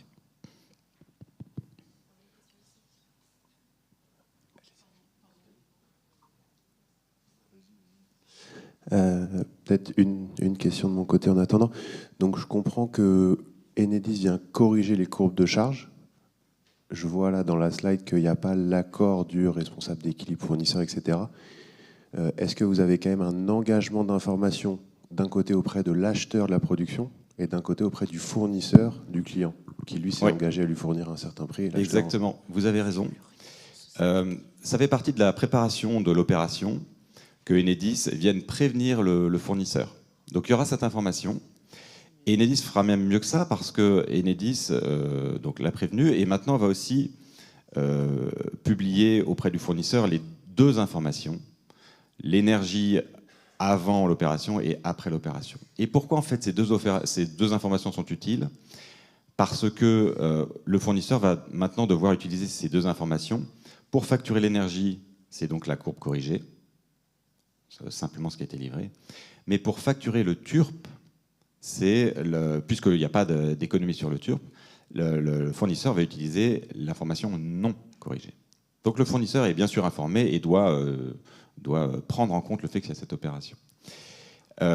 Côté producteur, en fait, les situations sont plus diverses. L'autoconsommation collective est vraiment partie auprès des producteurs solaires en S21. Là, il y a un cadre absolument facile qui est celui du contrat d'achat S21. Et effectivement, ce contrat d'achat prévoit nativement la possibilité de faire de l'autoconsommation collective. Donc la notification à EDF-OA, elle est de facto, si je puis dire. Dans des situations hors de ce contexte, pour une centrale marché par exemple, si, il faudra, et c'est absolument essentiel, prévenir le responsable d'équilibre côté achat.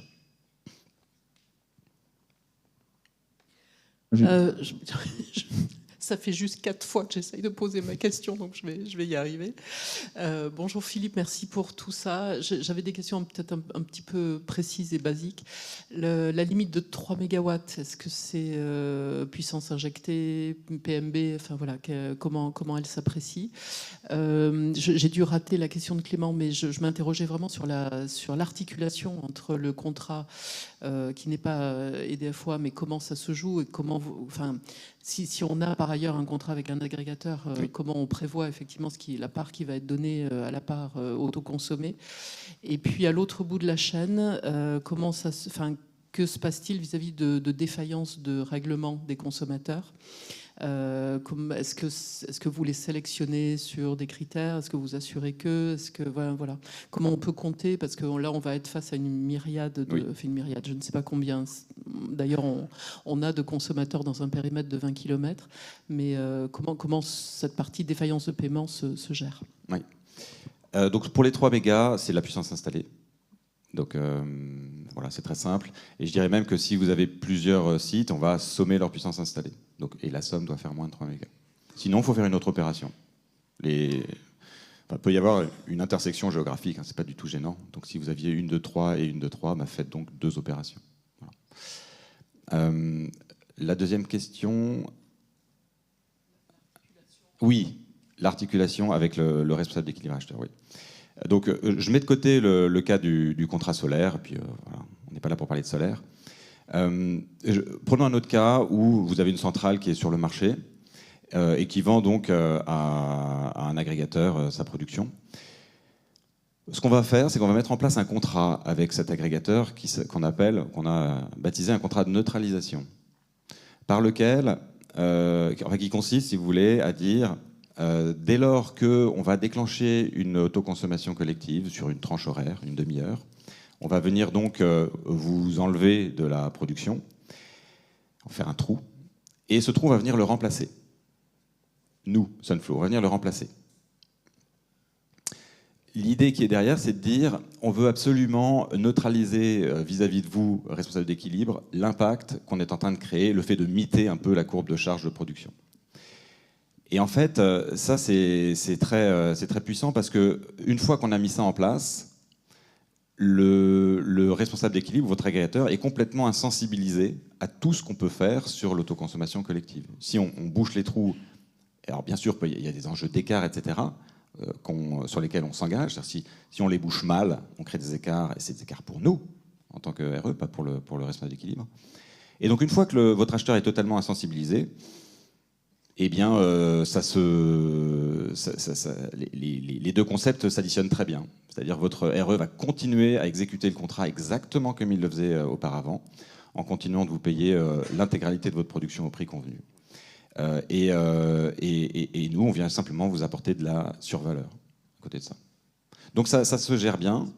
C'est un poil plus complexe, si je puis dire, que dans le cas de l'obligation d'achat, où il n'y a pas à faire cette mécanique-là. Mais c'est très... ça va devenir habituel. Ça ne l'est pas encore, mais je pense que ça va le devenir. Sur la troisième question, c'était sur les consommateurs. Alors, d'abord sur le nombre. En fait, il n'y a pas de limitation de nombre. Donc, on est totalement libre d'ajouter autant de consommateurs qu'on veut. Le fait qu'on soit totalement libre, d'ailleurs, répond aussi à la deuxième question. C'est-à-dire que ce qu'on convient avec les consommateurs n'est pas du tout ni normé, ni imposé par une quelconque réglementation. Donc, le producteur et le consommateur se mettent d'accord sur absolument ce qu'ils veulent. Et donc sur la question de la garantie, eh bien, ça peut se régler de plein de manières. Une façon de faire, c'est de dire, finalement, d'abord on va faire un contrat de court terme ensemble, ce qui va limiter les engagements qu'on prend les uns avec les autres. Beaucoup de nos contrats sont des contrats qui se renouvellent mensuellement, typiquement. Donc dès qu'il y a une partie qui veut arrêter, ça s'arrête, c'est pas grave. Une deuxième façon, c'est aussi de prévoir un dépôt de garantie, par exemple. Encore une fois, vous êtes libre, donc si ça rassure le producteur et que le consommateur est d'accord, bien sûr, pour avoir un dépôt d'un mois, etc., c'est tout à fait possible. Et enfin, l'autoconsommation collective a de ça de flexible, c'est qu'elle permet vraiment de piloter les flux qu'on va livrer au consommateur. C'est-à-dire que si on veut, couper virtuellement la livraison, pas virtuellement, couper la livraison, eh bien c'est juste déclarer Enedis que sur un consommateur particulier, les livraisons sont zéro. Voilà. Donc c'est aussi simple que ça. Et avec ces trois éléments-là, je pense que ça répond pas mal à la question de comment se prémunir contre les impayés ou les clients délicats. Si on pousse l'idée à l'extrême et qu'on veut une meilleure acceptabilité locale d'une centrale hydroélectrique, par exemple, est-ce qu'on peut imaginer dire que les particuliers habitants autour de la centrale peuvent bénéficier d'un tel système à un prix d'électricité un peu inférieur aux 150 € du mégawattheure ? C'est ça. En fait, moi, je ne suis pas développeur, mais si je l'étais, c'est un excellent outil ou vecteur de développement. Vous arrivez quelque part avec la possibilité d'aller vraiment fournir les gens qui sont autour de la centrale. Et ça, pour autant que j'ai compris, ça a toujours été en fait une demande locale assez forte à laquelle on ne savait pas répondre. Où la réponse était un peu floue, du type oui, mais si on produit là, c'est que quelque part vous en bénéficiez physiquement, etc. Mais c'était des réponses très très partielles et pas très satisfaisantes.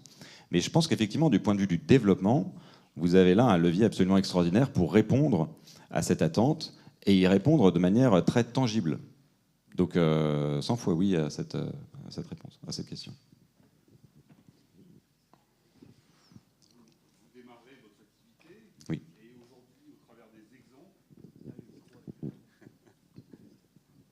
oui, vous démarrez votre activité et pour l'instant, au niveau des exemples, en termes de chiffres, là, on parle des 150 € le mégawatt de prix. Nous, on voit le prix, si on a une centrale sur le marché, on voit le prix que le marché paye en ce moment. Donc, bien évidemment, ça nous interpelle. Et sur les premiers contrats que vous êtes en train de mettre en place, le différentiel entre le prix de vente et le prix marché aujourd'hui, donnez-nous quelques... Oui. Comment ça se présente? Oui. Alors, comme je disais, l'autoconsommation collective, c'est beaucoup appuyé sur le solaire initialement et ces fameux contrats S21. Les premières métriques, les premières opérations qu'on a menées étaient sur cette ordre de grandeur-là. Un prix de vente au client final de 150 € justement. Alors plutôt à des industriels, pas à des bleus comme ça, plutôt des industriels, anciens jaunes, éventuellement anciens verts.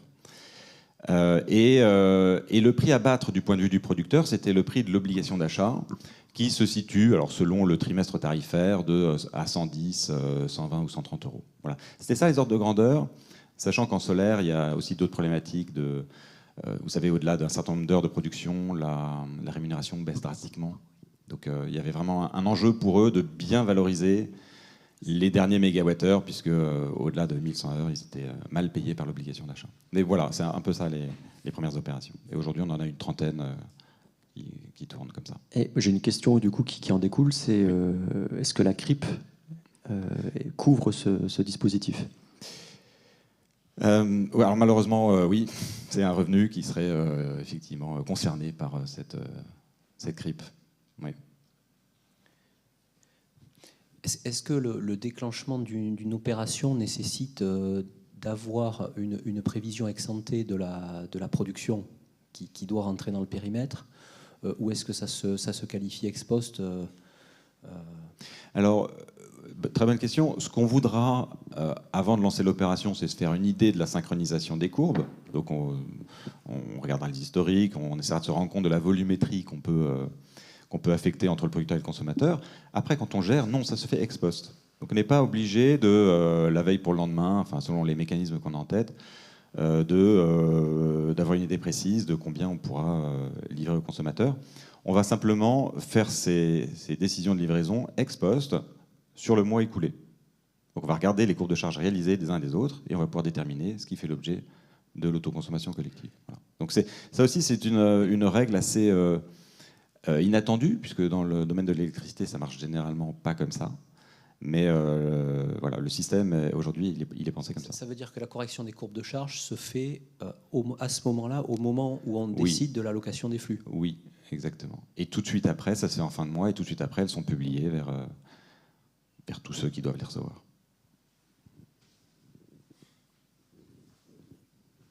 Vous pourriez donner un exemple, s'il vous plaît? J'ai une centrale de 500 kW en milieu rural qui va démarrer à la fin de l'année.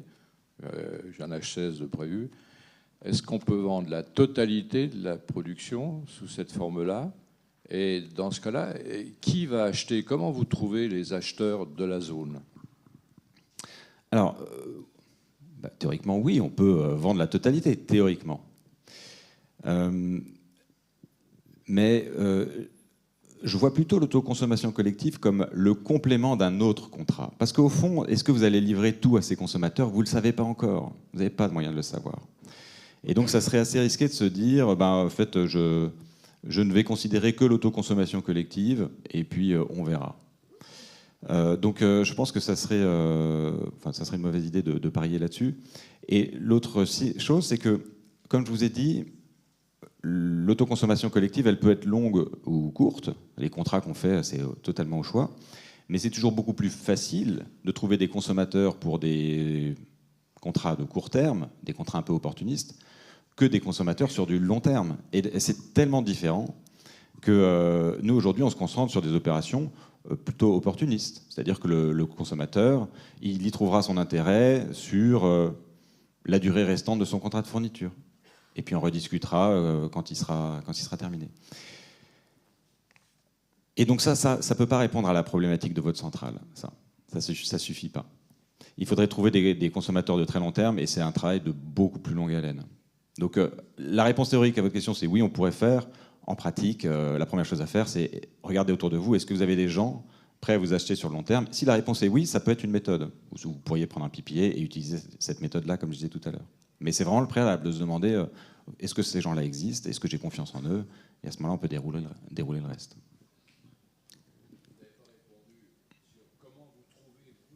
Oui, alors comment on trouve les consommateurs? On a deux méthodes. La première, c'est simplement de prospecter bêtement autour, en poussant les portes, si je puis dire. Et la deuxième méthode, c'est une approche plus nationale, où on est allé voir tout un tas d'entreprises qui sont très fortement multisites. Donc il y en a des tas, des entreprises comme ça. Et en essayant de les intéresser sur le fait de rejoindre des opérations quasiment systématiquement dès qu'on trouve un appariement entre leur site et nos sites producteurs. Voilà. J'ai une question. J'ai compris qu'on pouvait formuler la formule comme on le souhaitait, qu'on avait beaucoup de liberté sur la relation entre le client et le fournisseur. Est-ce que vous pourriez lever la main? Je ne vois pas. Je suis là. Ah oui, ok, pardon. Okay. Présentez-vous, s'il vous plaît. Merci. Je vais me lever, comme ça tout le monde me voit. Je suis Clément Van Straten et je travaille sur la toute petite hydro. La question, si on a beaucoup de souplesse dans la formule, est-ce qu'on peut imaginer un système où on vend sur l'autoconsommation collective en dessous d'un prix marché? C'est-à-dire que j'ai ma centrale sur le marché spot, et quand le prix marché spot m'intéresse, je vends sur le marché spot, et en dessous, je vends dans l'autoconso collective. Ça me permet d'avoir un bandeau, un prix minimum de vente, et si les acheteurs sont d'accord, je leur vends un prix qui est intéressant quand le prix de l'énergie est pas trop cher sur le spot, et puis quand les quelques jours où le spot est élevé... Oui, la réponse est oui. La réponse est oui, le système permet tout à fait ça. Quand vous prenez votre décision de vendre sur le spot, la façon de faire, c'est de passer des ordres à prix limite. Donc vous ne serez exécuté que si la limite est atteinte ou dépassée. Et donc vous pouvez tout à fait faire cette stratégie qui est quasiment un arbitrage heure par heure finalement. Donc rien ne s'oppose à cette stratégie systématique qui vous permet de prendre le meilleur des deux mondes. C'est pour ça que je dis que c'est très puissant. Oui, bonjour, j'avais deux questions. La première, c'est comment se rémunère Sunflow. Présentez-vous, s'il vous plaît. François Vauzel, producteur. Donc, la première question, c'est de savoir comment se rémunère Sunflow. Oui. Et la deuxième question, si je vous comprends bien, à l'extrême, on peut 100% vendre sa production en autoconsommation collective. Oui. Alors, je vais commencer par la deuxième. Oui, on peut. Dans la mesure où on a trouvé un très gros consommateur local, exactement, à proximité, on peut se substituer au marché libre. Absolument. Si le consommateur à côté absorbe toute votre production parce qu'il a des consommations qui les dépassent systématiquement, la réponse est oui, vous pouvez tout lui vendre. Et voilà. Sur la première question, on a deux façons de se rémunérer selon le cas qui se présente. Premier cas, un producteur nous demande juste d'être le gestionnaire de son opération puisqu'il a identifié lui-même des consommateurs avec qui il s'est mis d'accord. C'est une gestion un peu... une opération qu'il a initiée lui-même et on va juste mettre à disposition notre temps et nos outils.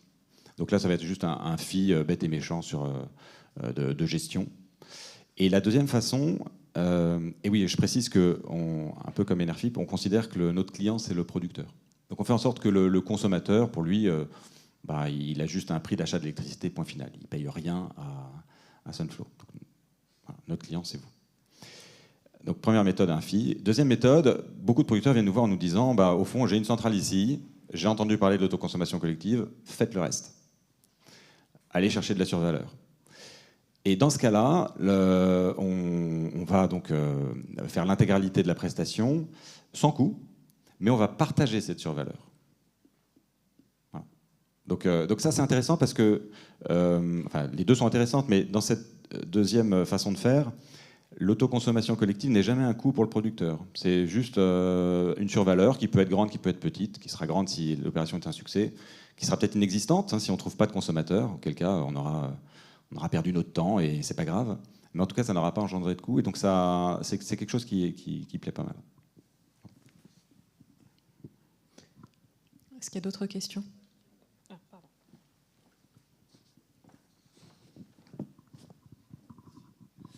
Bonjour, Emmanuel Debrou, producteur. J'ai une centrale de 200 kg en HL et je prévois de mettre une centrale photovoltaïque de 1 méga à côté. Est-ce que je peux passer de l'hydraulique au photovoltaïque suivant les productions que je peux avoir par ce type de contrat?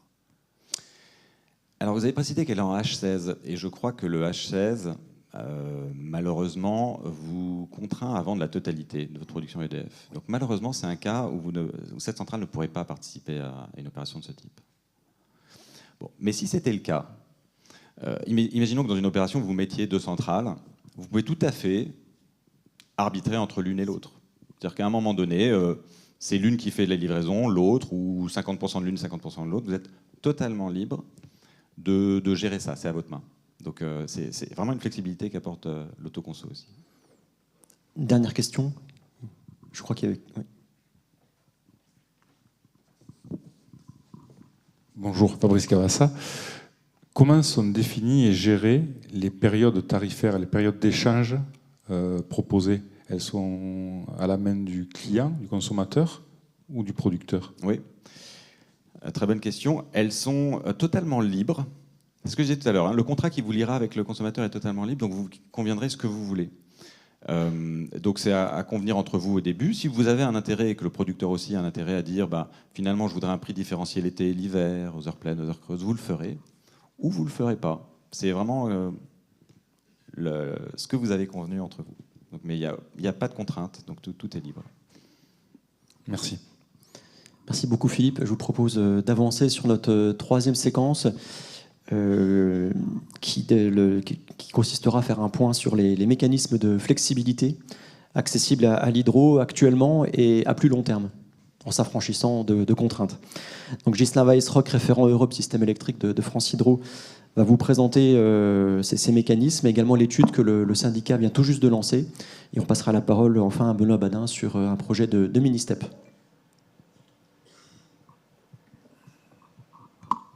Oui, bonjour. Bon, une fois de plus, je vais vous parler de la flexibilité, parce que je pense que, vous l'avez compris, c'est un des moyens de positionner l'hydro et la petite hydro dans la décarbonation du système électrique, où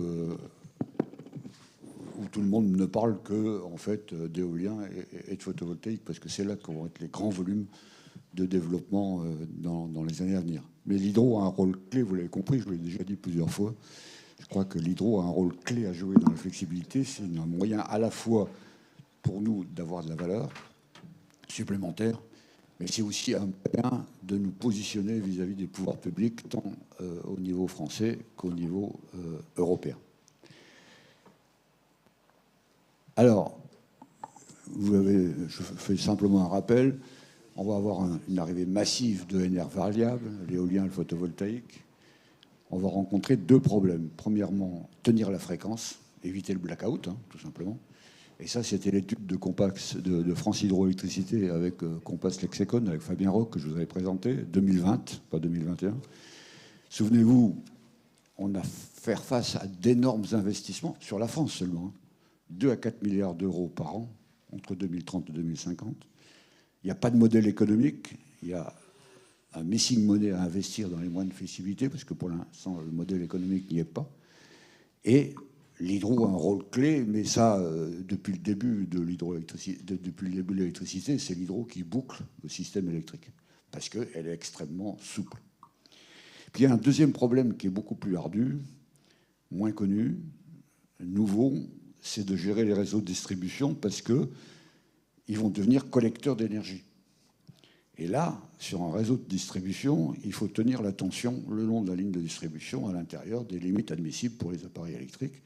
Et c'est l'étude que nous allons commencer, qui commence, de France Hydro. Et nous sommes associés avec G2E Lab. En fait, c'est l'école d'ingénieurs de Grenoble. Et nous sommes là-dessus. Alors, les vecteurs de la flexibilité, c'est d'abord les services systèmes, sur le réglage de la fréquence, le réglage de la tension. Et n'oublions pas les congestions réseau. Je ne vous en parlerai pas aujourd'hui, mais c'est un vrai sujet qui monte de plus en plus. Et puis, le deuxième point, évidemment, le marché et notamment le spot.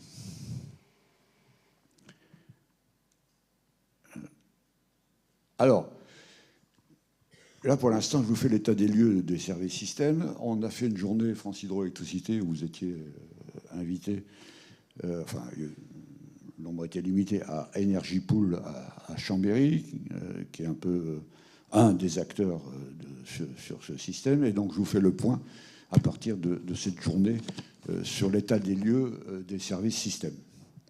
Alors, côté réactif, vous connaissez l'affaire, c'est une imposition d'Enedis sans rémunération. Et donc, ça pose la question éternelle de l'équilibre entre ce qu'on doit mettre dans le grid code, c'est-à-dire dans la réglementation, et puis donner un bon signal à l'investissement pour que, ça se trouve, vous avez des possibilités supplémentaires de faire du réactif, mais vous ne le faites pas puisqu'il n'y a pas de signal à l'investissement. Le deuxième point, c'est le réglage de la fréquence. Alors, tout ce que je vais dire là, effectivement, c'est sur quand vous êtes sur le marché, parce que si vous êtes en système de support, d'obligation d'achat, vous n'avez pas accès. Alors, il y a 3 niveaux, je vous rappelle les trucs qui existent depuis très longtemps, 3 niveaux pour régler la fréquence, la réserve primaire, le réglage primaire, R1, enfin ça ne s'appelle plus comme ça, hein, je parle en ancien franc. C'est un régulateur de vitesse, c'est la réponse instantanée du régulateur de vitesse à une variation de fréquence. Alors le problème, c'est que la plupart de vos installations sont au fil de l'eau, que ça, c'est des dynamiques relativement rapides, et que pour l'instant, ce n'est pas très accessible au fil de l'eau. On ne répond pas à la dynamique rapide du réglage primaire. Pour équilibrer ce réglage primaire, qui n'équilibre pas complètement la fréquence, il y a une réserve secondaire qui s'appelle, là aussi, le téléréglage. Enfin, voilà. Et c'est un signal que délivre RTE entre +1 et -1, et qui s'applique à la bande de réglage en mégawatts que vous offrez. Et donc, vous multipliez le signal de RTE par votre bande de téléréglage et vous fournissez en plus ou en moins des mégawatts. Mais tout ça peut conduire à un déséquilibre du système de production. Et donc, RTE a un troisième moyen, qui est le marché d'ajustement, pour rétablir le signal de téléréglage, en gros, autour de 0. C'est ce qu'on vise. Et donc, appeler des centrales qui disent, moi, je peux augmenter ma puissance ou moi, je peux baisser ma puissance. Alors, le marché d'ajustement, c'est le principal, actuellement, c'est le principal point sur lequel certains d'entre vous sont déjà. Alors, voilà, en gros, le paysage, c'est qu'il faut être agrégé parce que le seuil est fixé, minimum est fixé à 1 mégawatt. On peut faire des offres à la baisse, on peut faire des offres à la hausse, et c'est du pay as bid, c'est-à-dire que vous êtes payé selon ce que vous avez, selon vos enchères, sur l'énergie. Vous avez les ordres de grandeur, hein, à la baisse, en gros, 10 € par mégawattheure, à la hausse, 80 € par mégawattheure. Alors, à la baisse, vous êtes au fil de l'eau, vous pouvez toujours réduire la puissance, ça marche. À la hausse, il faut du marnage. Mais actuellement, il y a une singularité absolument extraordinaire, c'est que quand vous avez prix négatif et qu'on vous dit d'arrêter, en fait, le mécanisme actuel de prix négatif est en tout ou rien, si bien qu'il y a trop de centrales qui s'arrêtent, ce qui finit par faire un manque de production, et donc RTE revient pour équilibrer l'offre et demande via le marché d'ajustement. Et là, ça peut être intéressant de compenser les prix négatifs par le marché d'ajustement. Alors ça nécessite une certification, donc des essais de simulation, un dispositif de télécommande. Je cite l'expérience d'une petite centrale qui est ici dans la salle, 2,4 MW Pelton. En gros, la rémunération est de 10 000 € par an.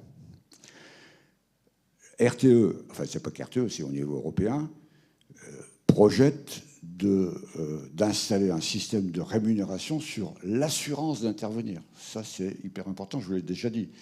L'hydraulique est sous-payée par son assurance de tenir le système électrique. Même quand on est à l'arrêt, quand on n'est pas sur le marché, c'est hyper important de pouvoir compter sur l'hydro pour fournir de la puissance s'il se passe quelque chose.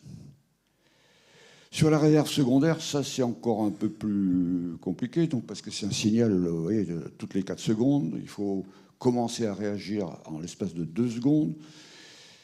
Il y a une rémunération à la capacité 150-200 000 euros par mégawatt par an. Il y a une rémunération à l'énergie sur l'offre que vous faites. C'est asymétrique. Vous pouvez faire une offre à la hausse, faire une offre à la baisse. Pour l'instant, le potentiel sur l'hydro, c'est plutôt de l'hydro couplé à des batteries les batteries pour assurer la dynamique rapide, la réactivité à 2 secondes. Et l'hydro, elle, permet de rester dans la profondeur, dans la durée de la demande. Je m'arrête là pour la situation actuelle. Vous voyez, c'est juste, je dirais, à la marge. On discute de tout ça au niveau européen, au niveau français, pour améliorer ce que je vous disais tout à l'heure, la rémunération de ces services, le signal à l'investissement dans ces services, plutôt que d'être soumis au grid code qui ne distingue pas, ne favorise pas les meilleures technologies pour répondre aux problématiques de réglage à fréquence. Alors maintenant, on va passer au futur. Et là, je vais vous demander, on a eu des choses très concrètes, là, je vais vraiment vous demander de rêver. Vous vous affranchissez de tous les problèmes qu'on a vus hier avec la direction de l'eau et de la biodiversité, etc. Vous oubliez tout. Vous imaginez un monde où vous pouvez faire ce que vous voulez, ce dont vous rêvez, et je sais que vous avez un potentiel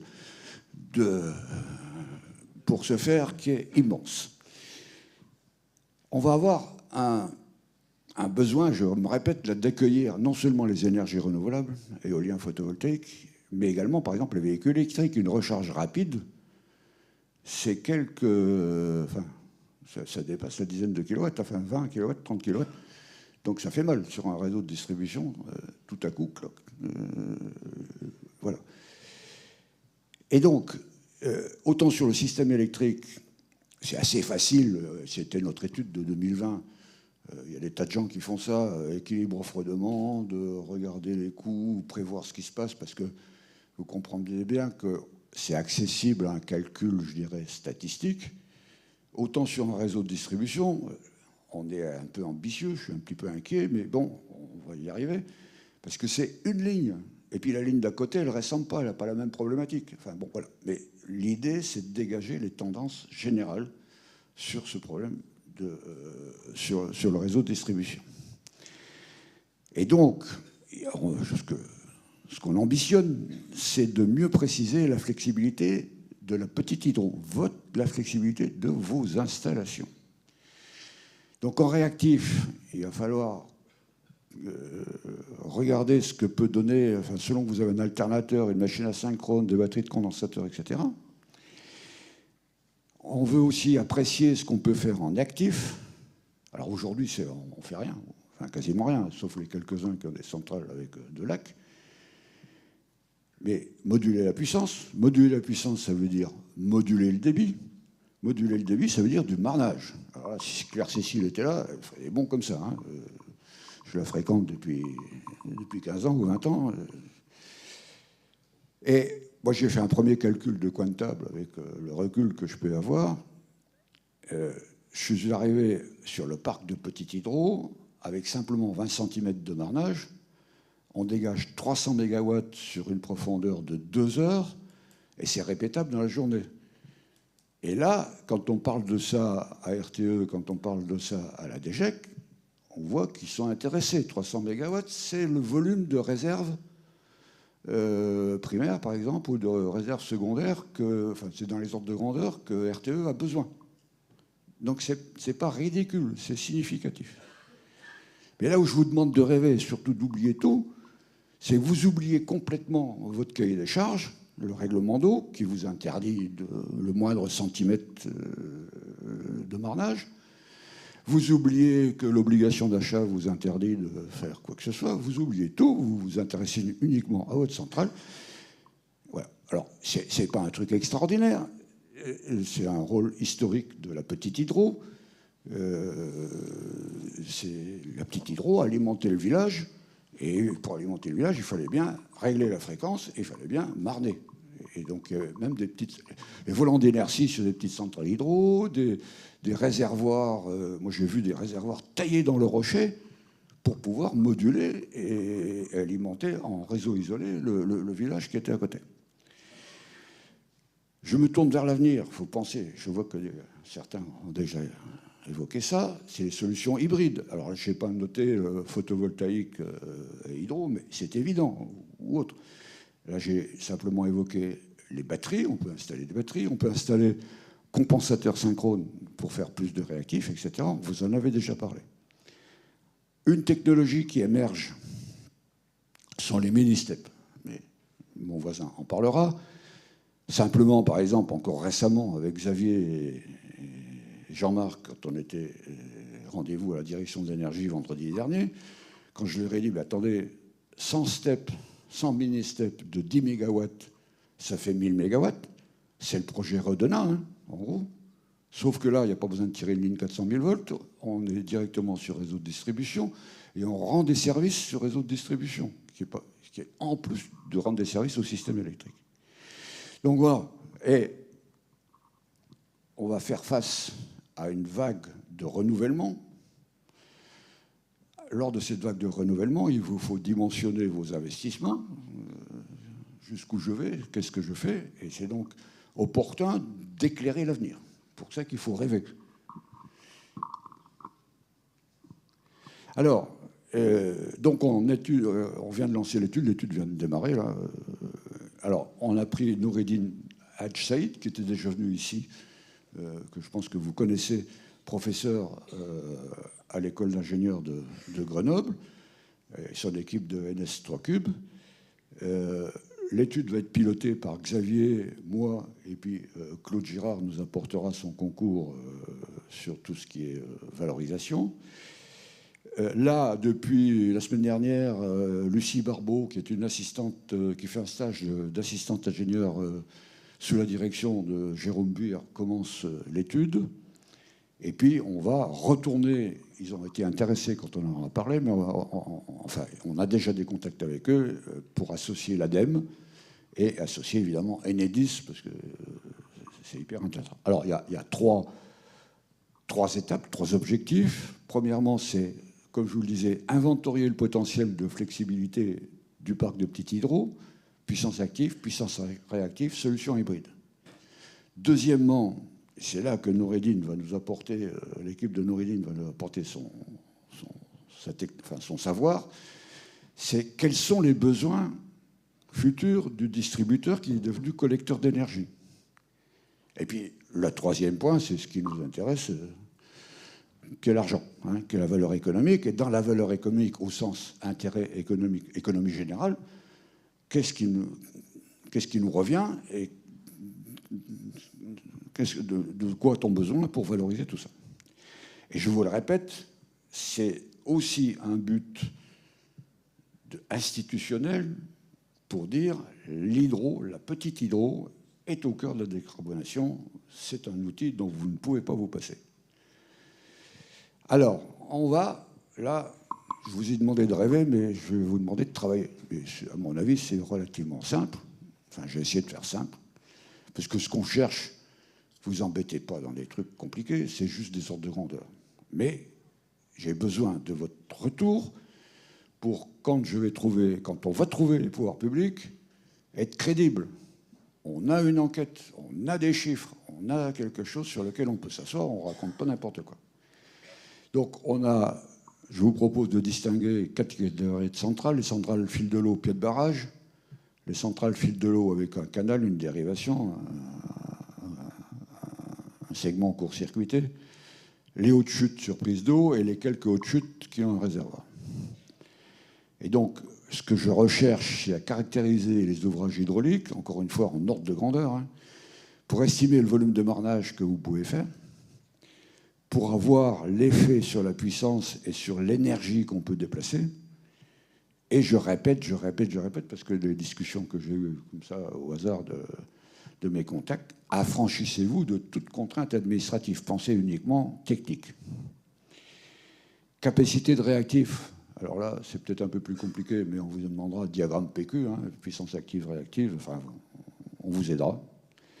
Et puis, imaginez que vous fassiez des solutions, des suréquipements. J'augmente la puissance pour pouvoir moduler plus. Solutions hybrides, si vous voulez.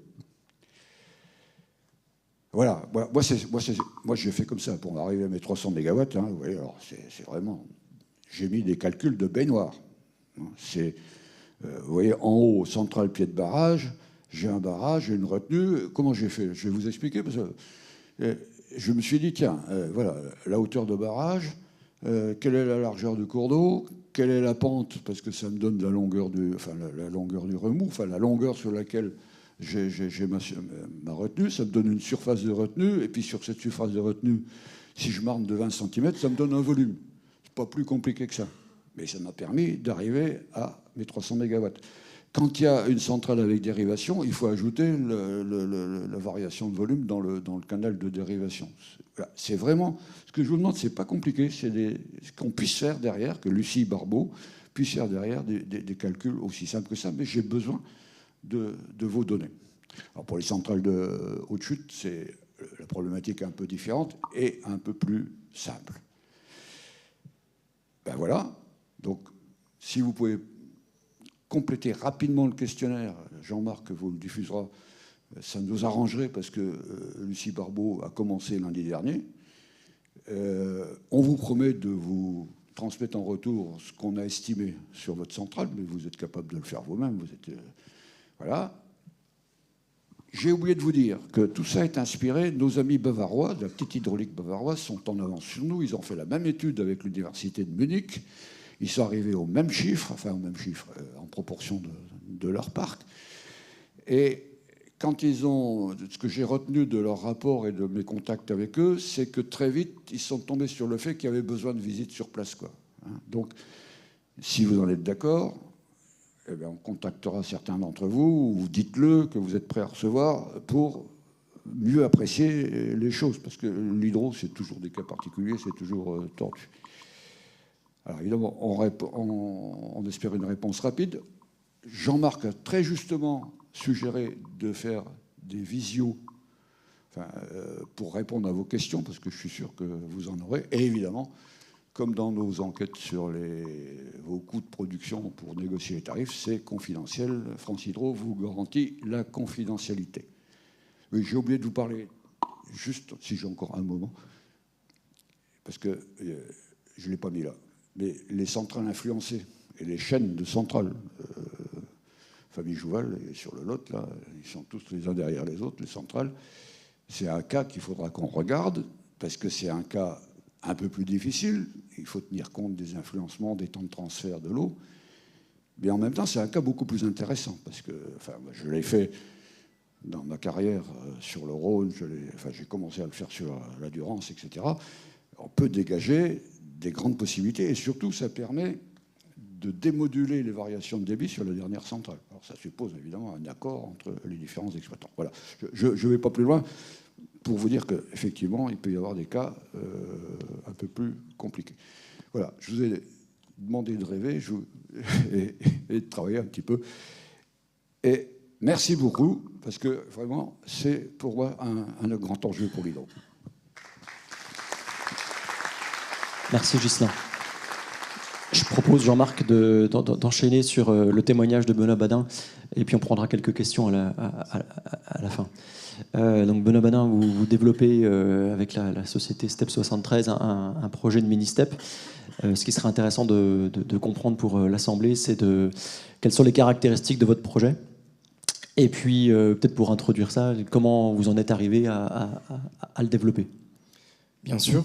Eh bien, écoutez, bonjour à toutes et à tous. Le début de cette aventure, c'est le début 2023. En fait, c'est né d'une grande frustration, sombre émission radiophonique par la médaille d'or du CNRS de mémoire Jean-Marc Tarascon, une pointure en batterie électrochimique qui faisait un panel des solutions de stockage, et il disait les STEP c'est formidable, mais le problème c'est qu'il faut avoir la topographie.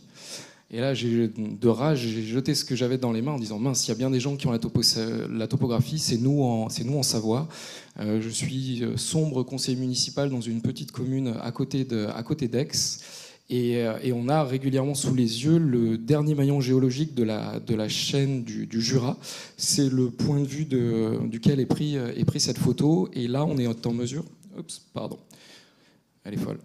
On est en mesure d'exploiter 1200 mètres de chute avec ce qu'on appelle un L sur H, donc une conduite de 3200. Donc c'est un site remarquable qui est raide mais en pente régulière, et c'est un chantier qui peut être réalisé à la pelle araignée. Et on s'est mis à rêver, on a été présenter ça au maire de la commune, qui est un maire qui a une vraie grosse sensibilité environnementale, qui fait bouger beaucoup de choses, mais pour autant qui s'est vraiment approprié le projet.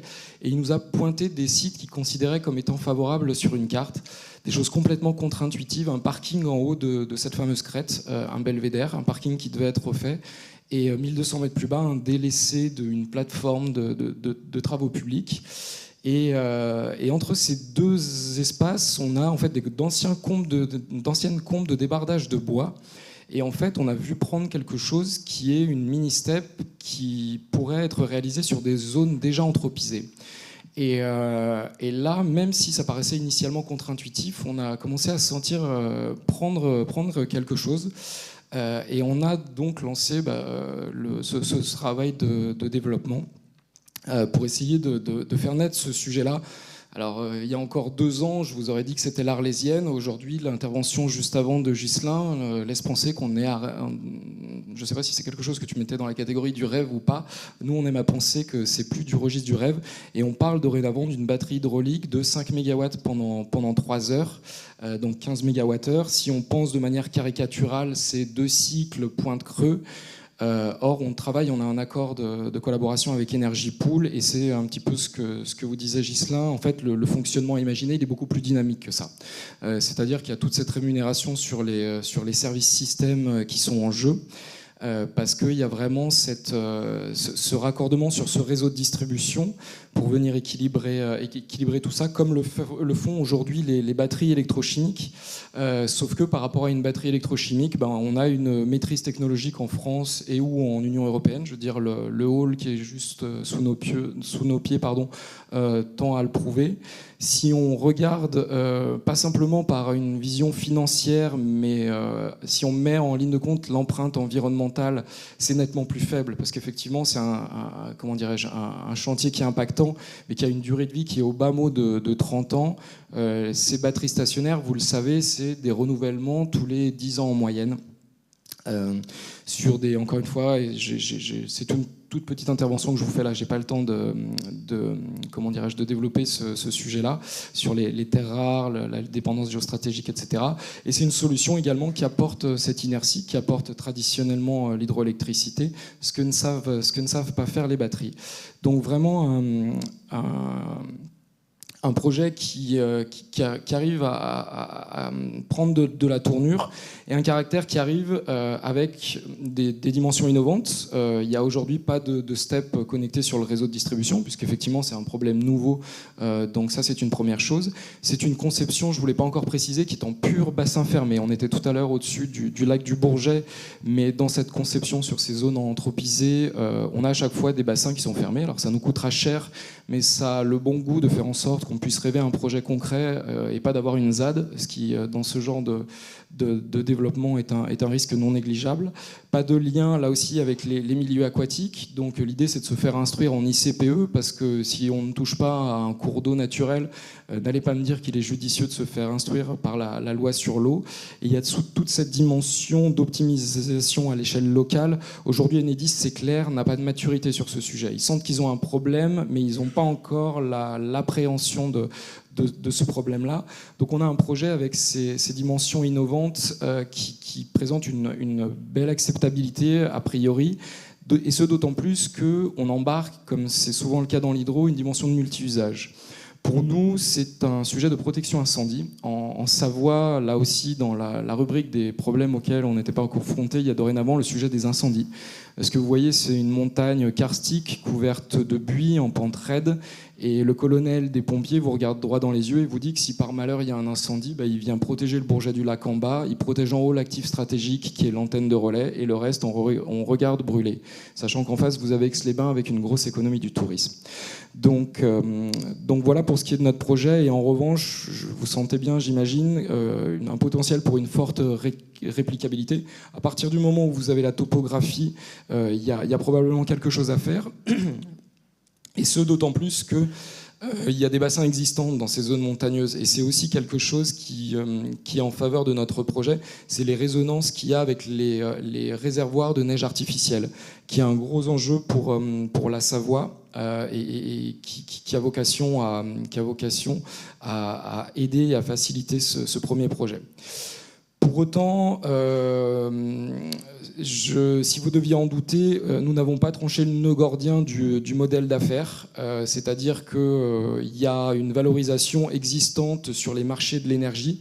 Aujourd'hui, en ordre de grandeur, Energy Pool nous donne un revenu d'1,5 million d'euros par an sur un marché moyen. Pour cet actif-là. En revanche, c'est un investissement significatif en dizaines de millions d'euros, donc c'est pas un retour court sur investissement, c'est pas ça qui suffira à rassurer le banquier. Il y a cette nécessité pour un soutien public. On a discuté lors de ces journées chez Energy Pool avec les gens de la DGEC et de la Creux, et un peu comme la réponse qui vous a été faite hier sur le nouveau tarif sur la petite hydro. Oui, ça arrive, oui, ils y travaillent, non, ce ne sera pas dans 5 ans, mais si vous êtes comme moi des gens peu doués de patience, ce n'est pas une réponse satisfaisante, surtout quand on a à faire face aux problèmes dont on discute, surtout quand on est dans la décennie où tout doit changer, surtout quand RTE vous annonce un mur énergétique en 2030. Messieurs, mesdames, nous sommes en 2024 et nous parlons d'un projet d'infrastructure, donc le temps est précieux. Donc le positionnement qu'on prend en fait, c'est de se dire ok, il y aura un mécanisme d'aide à l'investissement. Les modalités ne sont pas définies, mais tout le monde voit bien le besoin. Et nous, notre positionnement, c'est de se dire, à la lumière de ce site bien précis qui possède un ancrage territorial fort et de nombreux soutiens, faisons le démonstrateur, pas le démonstrateur technologique, parce que là aussi, j'ai pas le temps de m'étendre sur la techno. Ce sera une gentille Pelton, des pompes qui refoulent à 120 bars. Donc, ce sont des pompes costauds, mais qui existent sur étagère. Il n'y a pas d'enjeu technologique à proprement parler. C'est une innovation d'usage. C'est une innovation de modèle d'affaires, ce qui n'est pas une mince affaire, j'en conviens. Mais faisons ce démonstrateur avec des soutiens. On est en train de mobiliser l'Europe sur le sujet. On est en train de mobiliser la région Auvergne-Rhône-Alpes, qui avait eu le mauvais goût de faire du tout hydrogène, Laurent Wauquiez n'étant pas très solide sur les fondamentaux de les lois de thermodynamique et les 25% de rendement, ils sont en train d'en revenir, grand bien nous fasse, et faire en sorte que on arrête de parler de PowerPoint, qu'on soit en mesure d'avoir vraiment cet actif qui soit réalisé et qu'on injecte dans cette réflexion nécessaire ces 6, 12, 18 mois de retour d'expérience, parce que ce que craignent la DGEC, ce que craignent la Creux, c'est de faire une vache à lait pour le privé aux dépens du public. C'est déjà arrivé par le passé, chat échaudé craint l'eau froide, donc ils sont extrêmement précautionnés là-dessus, et ils ont bien raison, parce que ça c'est un actif qui tire bénéfice de la volatilité, qui tire bénéfice du chaos. C'est-à-dire que vous pouvez traverser 10 ans de désert et un jour faire fortune en un hiver. Je veux dire, vous aviez ça sous la main pendant la période ukrainienne. Je pense que je ne serais pas là, mais je serais aux Bahamas pour me détendre après ce joli hold-up.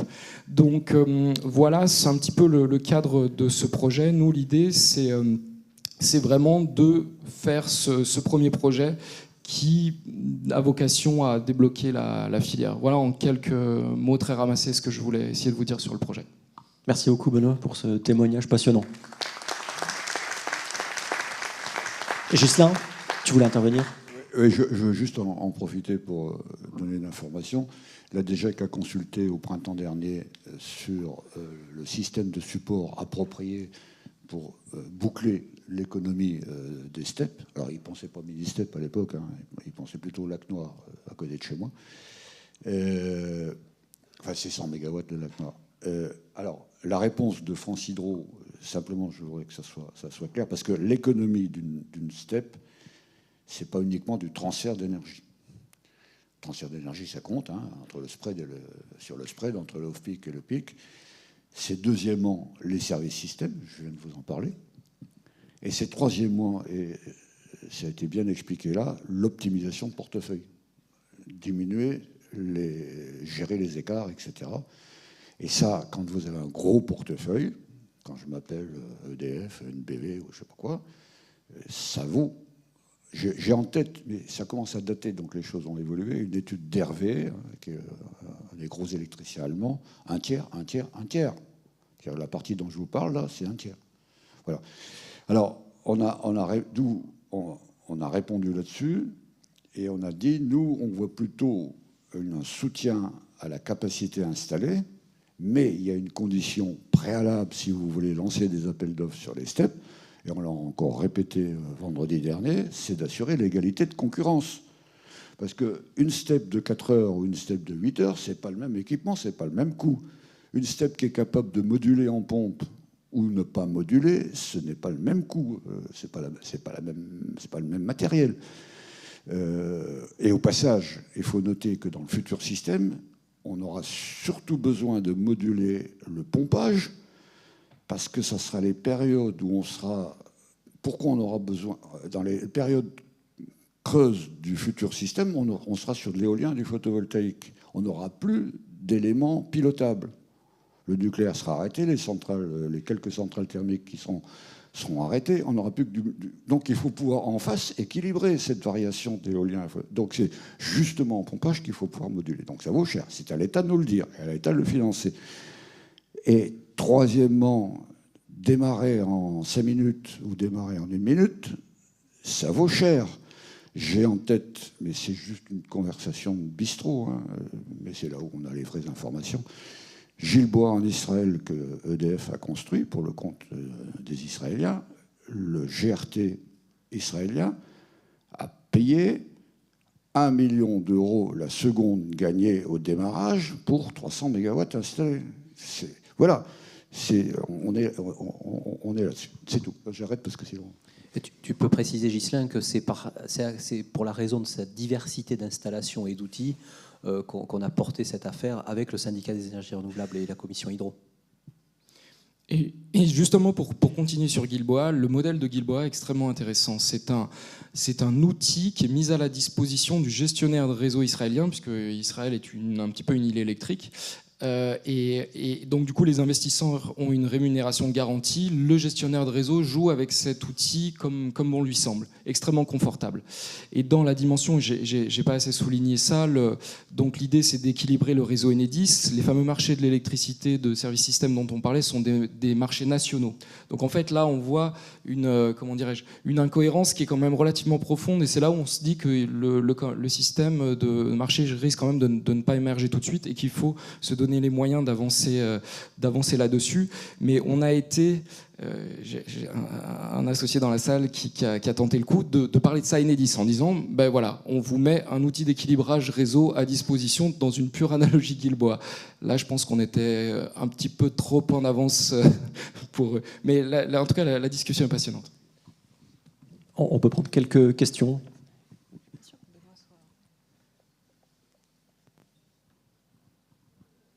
Ou observation.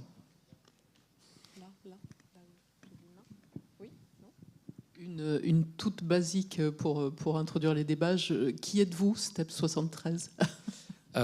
Alors moi je suis Benoît Badin, je suis un ancien du centre d'ingénierie hydraulique d'EDF où j'ai travaillé 10 ans en chef de projet international. J'ai fait un changement de vie à 180 degrés pour laisser tomber l'option citoyen du monde et me recentrer très fortement sur le local. Et c'est comme ça que je suis rentré dans ce projet. C'est-à-dire, en l'occurrence, je travaillais sur un projet en Birmanie. C'était passionnant, expérience remarquable, mais ce qui m'intéressait, à la lumière de nos enjeux, c'est de contribuer à la mesure de mes maigres moyens à la résilience du système électrique de mon territoire, je dirais. Et donc, nous sommes trois autres associés. Vraiment locaux qui habitons sur ce territoire de Grand Lac. Très bien, merci. Un grand merci de la part du syndicat pour toutes vos interventions, vos témoignages, en espérant que cette table ronde vous a ouvert des champs de réflexion pour repartir d'ici. Voilà. Merci.